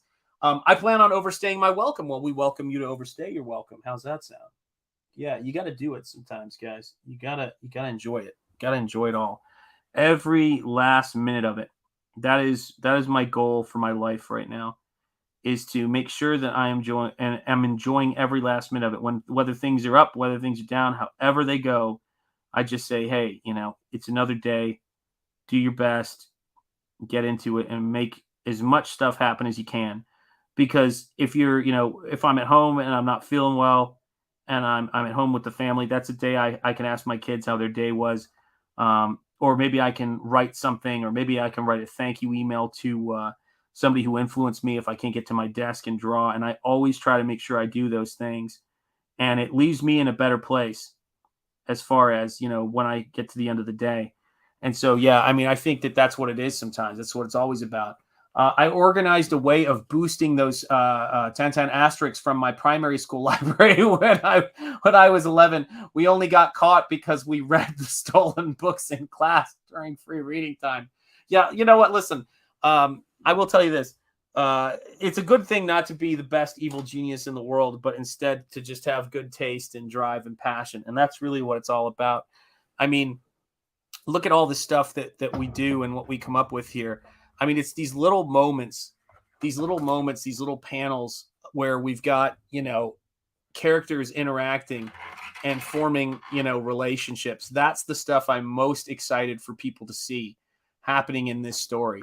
Those moments where characters are talking and where characters are saying, hey, I want to, this is what's going on. You're about to hear a backstory. You can trust this character. This character raised me. What, that werewolf raised you? Yeah, like every character's got something. So Skip Edwards, all right. So Sean, after painting an entire graphic novel, are you rethinking your approach for the next book? Maybe pencils and inks, or no? I actually don't know. When I get to the end of this book, that's when I'm going to figure out what I want to do next. But this is my third, even though it wasn't comics, this is my third painted book, and that I'm working on. So I've already done those 40 pages, and those paintings, some of those are twice as big as these comic pages. And I will tell you this. The only thing that will make me rethink it is if you guys don't want to see it anymore. I mean that sincerely. Like, if you guys look at this stuff and go, you know what, Sean, I'm just not into it, then that'll be the thing that makes me rethink it.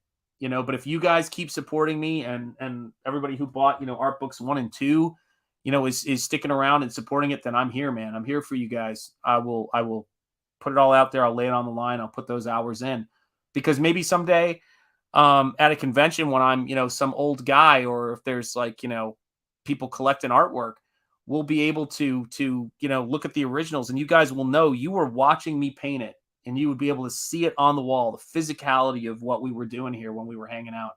And maybe that's just me being sappy, but every now and again, I will hear, I'll remember something that Ethan said, and there was something he said a long time ago. I wonder if he even remembers saying it, but somebody said, what's your dream for Comicsgate? Like, what's your passion for Comicsgate? And he says, if all Comicsgate is down the road, all caps comics is like, an actual business, and I get to publish and help other artists. And one day when I'm an old man, we're having a barbecue and people are, at my house, and people are running around the backyard with their families, and I can look back and smile and say, wow, we really did something great in comics. That's all I'm after. And I thought that was one of the most beautiful definitions of what one aspires to. And if some kid ever comes up to me and says, hey, I read the comic, or some fan or somebody my age or somebody older than my age goes, man, I backed Nosfero, I really enjoyed it, and they want to talk to me about art or painting or anything, like, it's like anytime my kids say, hey, Dad, you got him in, I want to talk to you, I feel like I won the lottery. And it's the same thing with this. I just love comics so much, guys. Today I was talking about a job I had. We were all kind of talking in the Comicsgate Live green room about different jobs we had. And one of the things that I came around to was there was this thing called the Overstreet Price Guide. And this guy, I think his name was John Warren, it was John Warren's Overstreet Price Guide. Well, he also was one of the largest dealers of old movie posters. Like, I'm talking going way back, thousands of dollars movie posters, amazing prints, the kind of things that are in museums now. And he hired me to mail out promotional materials in the catalog to different people. And that's what I did for a summer. And the two guys, whether it was Wade or it was John, were just really generous with me. They were super nice. They were always showing me cool artwork, and my comic shop owner was a great dude. And because of them, as a part of that, I got to go up to the Diamond Comics distribution thing. And that's where I got my first comic book job, penciling and inking at 17, the one that Andy Smith did the cover for. So that's what Comicsgate is for me, man. This stuff is so important to me. If you're aware, you can see people in real time and what they are as a person. Yeah, that's true. Yeah, it's kind of funny, isn't it? It really is true. Like, you can't, to me, I just think it must be exhausting to fake anything, but it's yeah, you can really see it. I mean, that's how I talk to everybody I meet. It's kind of a weird thing, but when I first came up to New England from Chattanooga, I was walking down the street in Rhode Island, in downtown Providence, and every time I passed somebody, I said hello. They looked at me like I was insane. It was like such a Southern thing. Naturally, my young age was also made much brighter by Milo Manera. Yeah, absolutely, comics. Milo Manera is like, wow, love that stuff.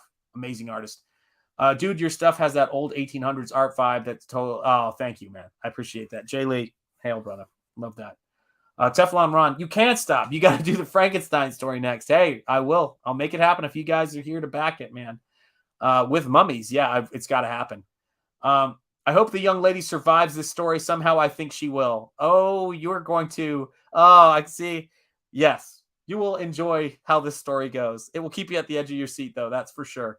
Let's see here.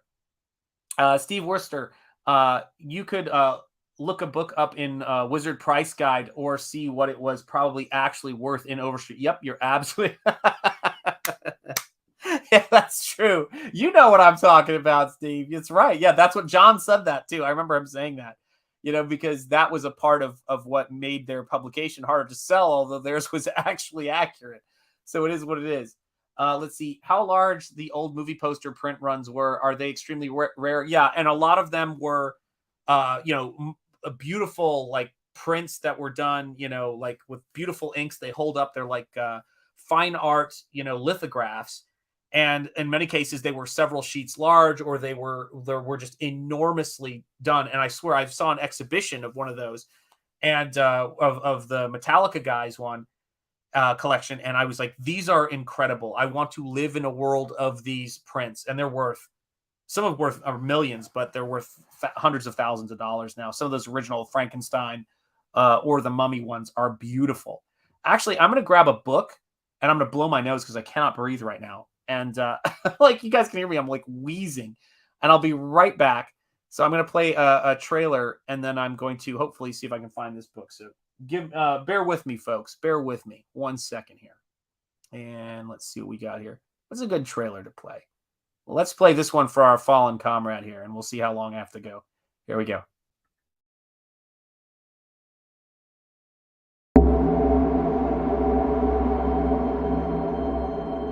You speak as though I have conquered death. I live death every day.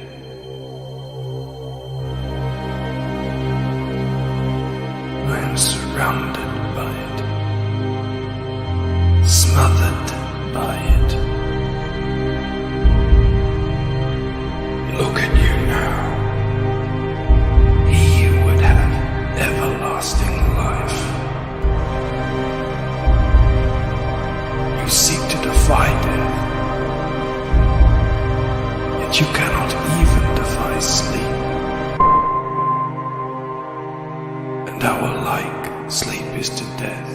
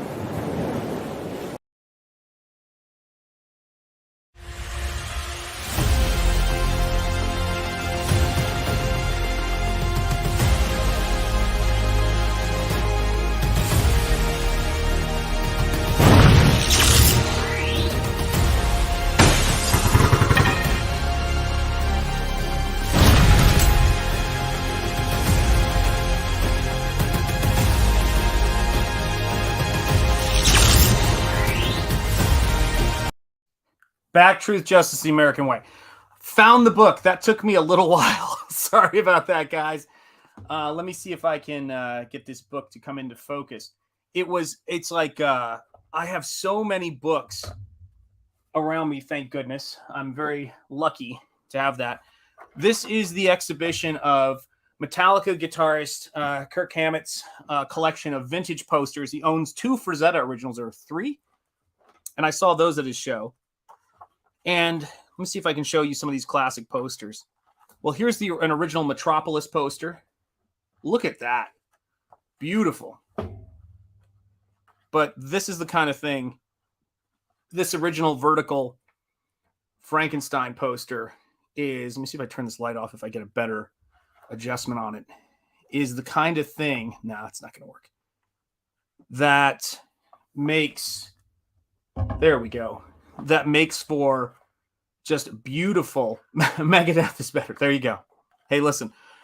You guys just get me sometimes. It's hard to like come up with stuff, but he has one of the largest classic movie. Hello. Let's Julia Adams, man. Julia Adams, Creature from the Black Lagoon.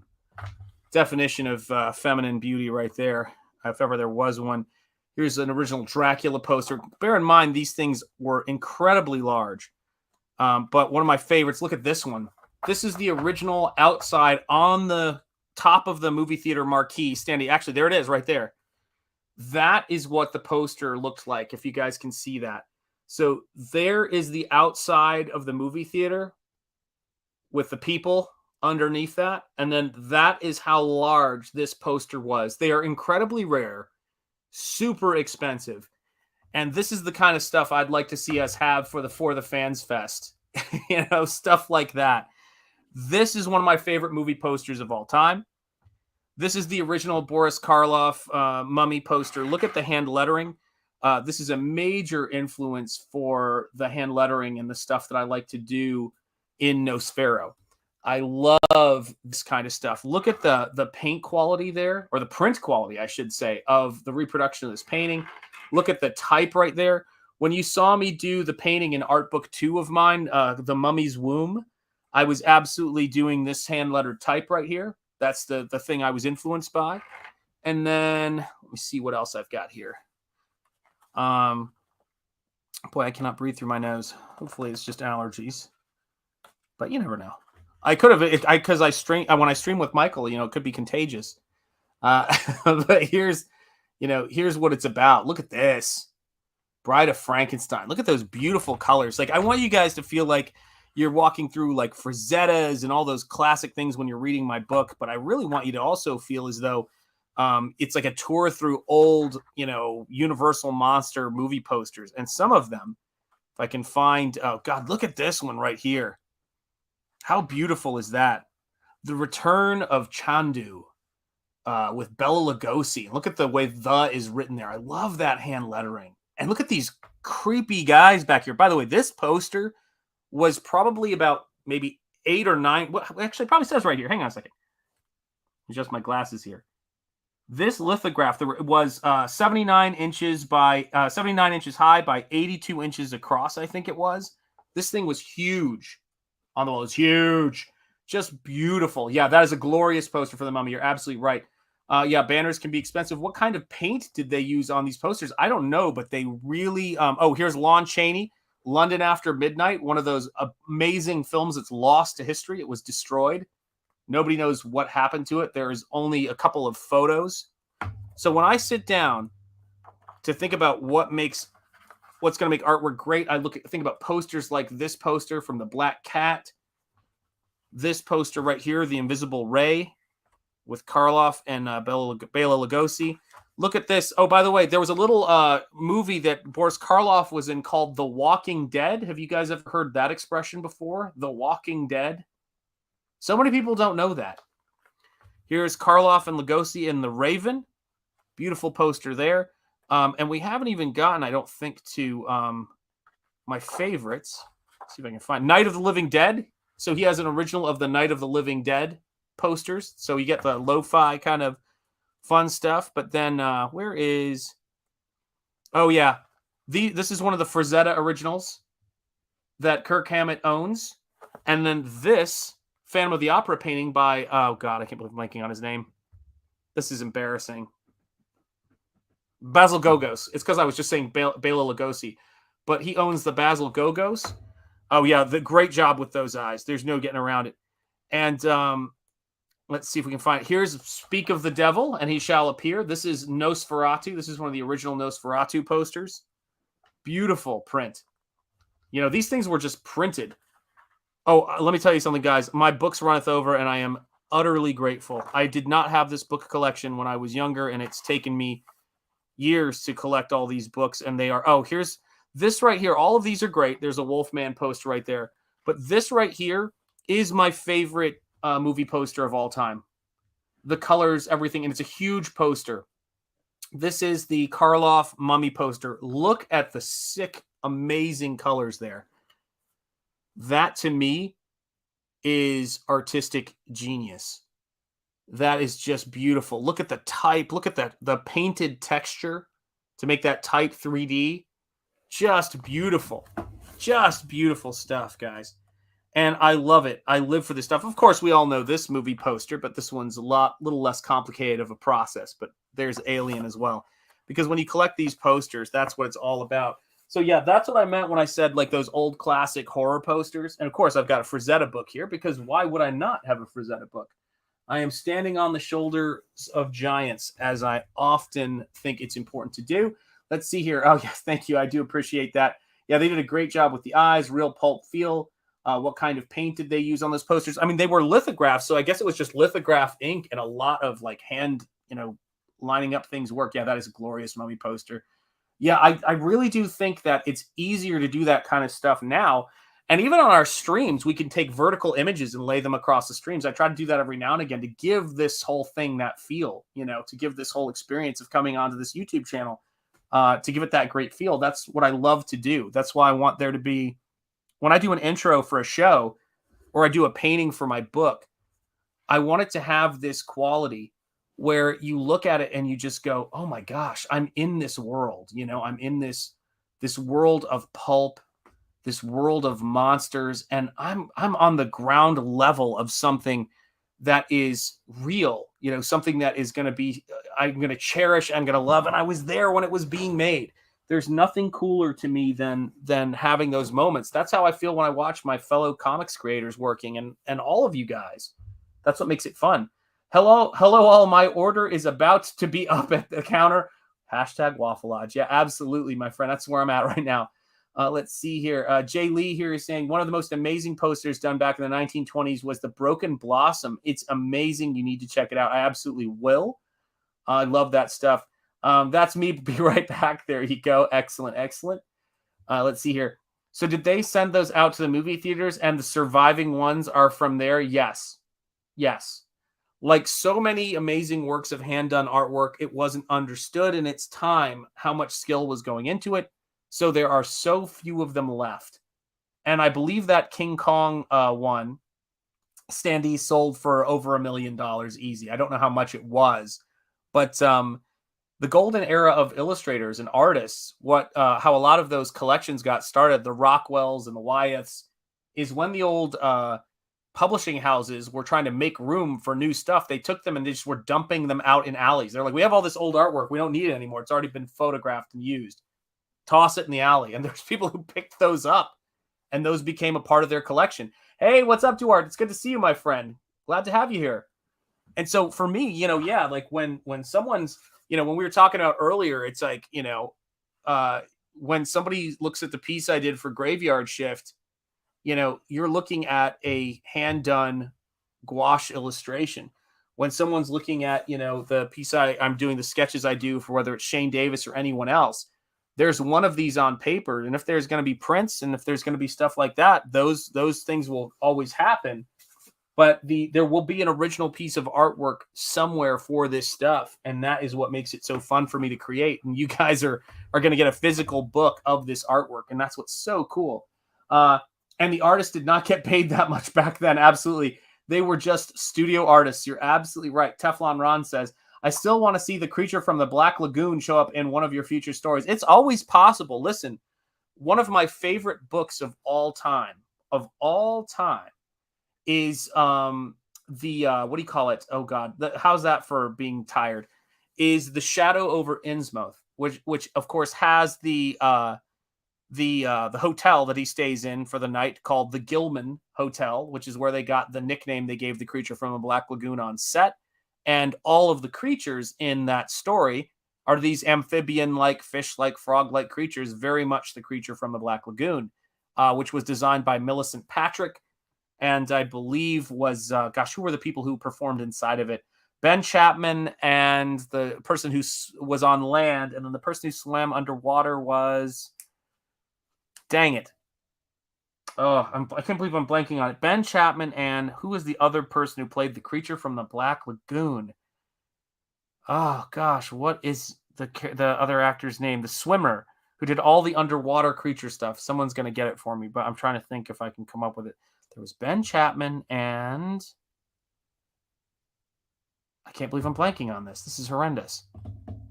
What was his name? Creature from the Black Lagoon. Underwater diving sequences. Oh, that was Julia Adams, and Julia Adams, who was the young lady in that.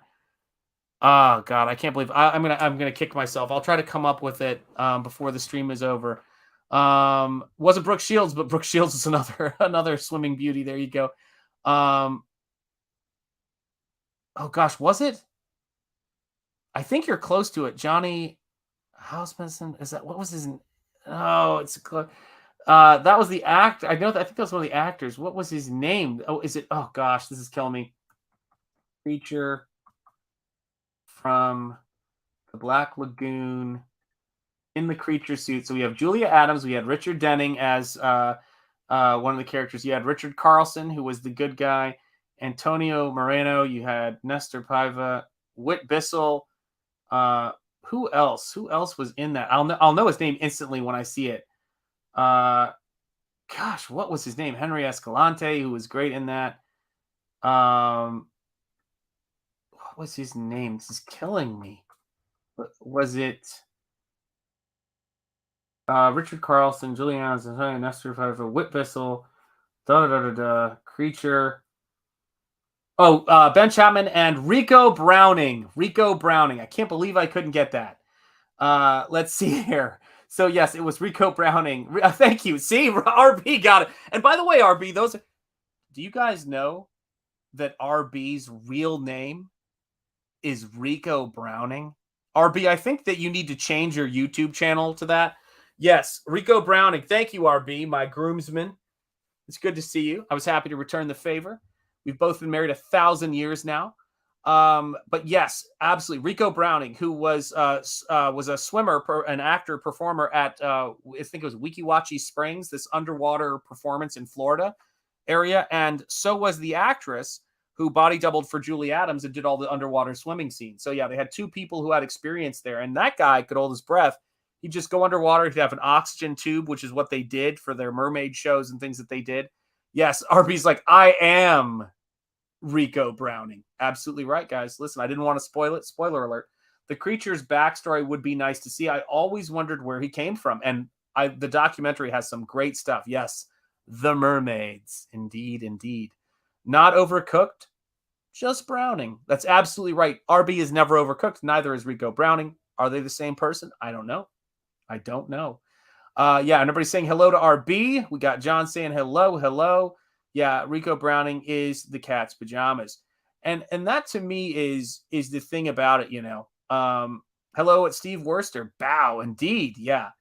I love these creatures. For my money, that is one of my favorite creature designs. Although I do have to say that Guillermo del Toro's creature from The Shape of Water is really impressive, sculpted by one of my favorite artists and someone who I've had the privilege of messaging back and forth with, which is Mike Hill. He does a lot of Universal Monster stuff, and he designed the face of that creature. And I think that the creature from the Black Lagoon, though, is in many ways, it's just untouchable. It's just one of the greatest it's one of the greatest rubber suit creatures. The only one that I think came along and really kind of topped it in its own original way was the Alien from Ridley Scott's first Alien movie. Just great stuff. Oh, sorry. You missed my joke, and the beauty from the Blue Lagoon too. Yeah, that's right. I did miss your joke. I'm sorry. I'm running at half speed, I think now. Sorry about that, John. That is a good one. And not a bad looking beauty at that, my friend. Let me see here. I was watching a late night show with Jay Leno, and Kevin Smith did a short travel show for it and went there. Oh my gosh, that's awesome. Let's see here. Very cool. Yeah, hail John. Let's see here. Dying Days of YouTube. Where would modern practical monsters be without Doug? Yeah, absolutely, man. That stuff is crazy. It's one of Kev's movie special features. Yep, there you go. It's on one of Kev's movie special features. Absolutely. Let's see here. But Alien was Rick Banning. He is the creator, not Scott. Yeah, you're absolutely right. There's Rick Banning, and then of course the great inspirational artwork from H.R. Geiger in that. And I will tell you what, the behind the scenes, there's a great documentary, Jay, if you haven't seen it, you would love it, called Frankenstein Complex, Creature Designers or something like that, or Creature Designers, the Frankenstein Complex. That's what it's called. So Creature Designers, the Frankenstein Complex. It was a French documentary. I think it just got a U.S. release recently, and it's easy to get a hold of, but I ordered the Blu-ray from overseas so I could watch it. And it has got some of the best behind the scenes. Rick Baker, the only person they couldn't get because he was so fed up with the industry, was, of course, the great Rob Bottin. And honestly, they had his assistant and people who worked with him talk about his work on The Thing and The Howling and all of the great work he did. But if you are interested in a feast, It's so great. Yes, I have seen it. I had a feeling you might, Jay. I had a feeling you might, Jay Lee. And yeah, absolutely. It's great to have you here in the chat, guys. Yeah, man, everyone seems to have a complex these days. You're absolutely right. And that is quite the monster and quite the creature, let me tell you. So listen, guys, we're at 2 hours and I am feeling it. It's 3:36 in the morning here. And I got to start winding down. So I will be remotely sentient. I've got a long weekend ahead of me. And I've been fighting off something, whatever it is, either cold or allergies. It could be either. I feel fine, but I'm just having a little trouble breathing every now and again. Not in that way, just getting air in through my nose. But you guys have been awesome. Thank you so much for coming in here and hanging out at the Waffle Lodge. I do it so I can spend this time here with you guys because you guys are what it's all about for me in terms of talking comics, talking pulp, talking art. What great times we have. And I hope, years from now, we'll look back at these streams with some fondness and this time making this artwork with a lot of fondness and say, holy cow, we did some really cool stuff. We funded some great comics. We had some great conversations, and they were the conversations worth having with the people worth hanging out with. And that's what you guys are for me, man. So you guys have a great night. Thank you so much for being here. It's been really cool. Yeah. And Alien has to thank Star Wars for the 1,000 models they used for refinery model. You're absolutely right. Teflon Ron, here's a thought. Captain Nemo versus the creature. Oh, I have some Captain Nemo stuff. You guys don't even know. Originally, this idea I had for this character was that he was tied to Captain Nemo's origin story, believe it or not, way back when. Get good sleep and walks with the missus. You're absolutely right. Mrs. Ingetti is a champ, and I'm looking forward to getting some time in, getting some fresh air, and keeping ourselves healthy as we can. It's always tricky, but we'll get it done. We'll get there. And hail to my brother, Michael Bancroft, down under. Guys, if you haven't signed up for the email list for the Lucent Painted Death, I can't recommend it enough. He's just a bit under the weather now. So let's support that guy and make sure we sign up for that book and show him some big stuff there. And thank you guys again for being here. Tommy says, last image do manifest some imagery from the city of lost children into your dreams. Yes. I love that movie. Huge fan of that movie. Love Caro and Janae and their work in it. Was a huge favorite of mine. Ron Perlman gives a great performance and love the whole story of that. What a great flick. All right, guys. Take care, everybody. Much love. It's always great to catch up with you guys, and I will keep doing my best. I will talk to all of you guys soon. Believe it or not, I got right to the show and the song. There you go. Believe it or not, I'm walking on air. That's what it's all about, guys. So take care. Hail to the chat. Hail to Comicsgate. And hail to all of you guys. Have a great night. Take care, buddy. I will see you soon, John. Bow back to you guys. And we will be doing this again soon. I promise. Take care, everybody. And I will see you guys soon.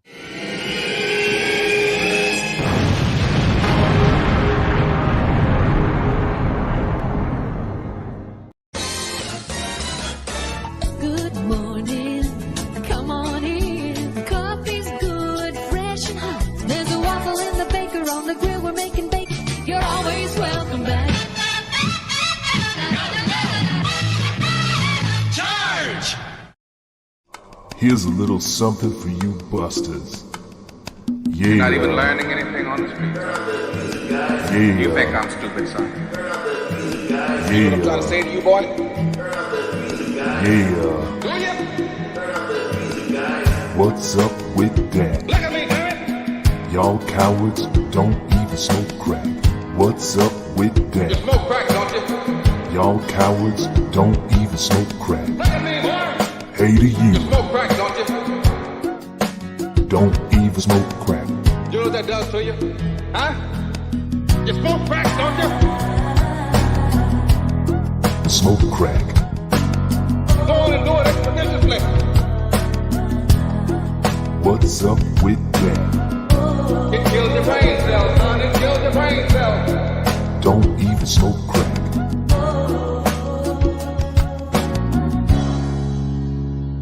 No gut, huh? I apologize. I forgot you were there. You may go now.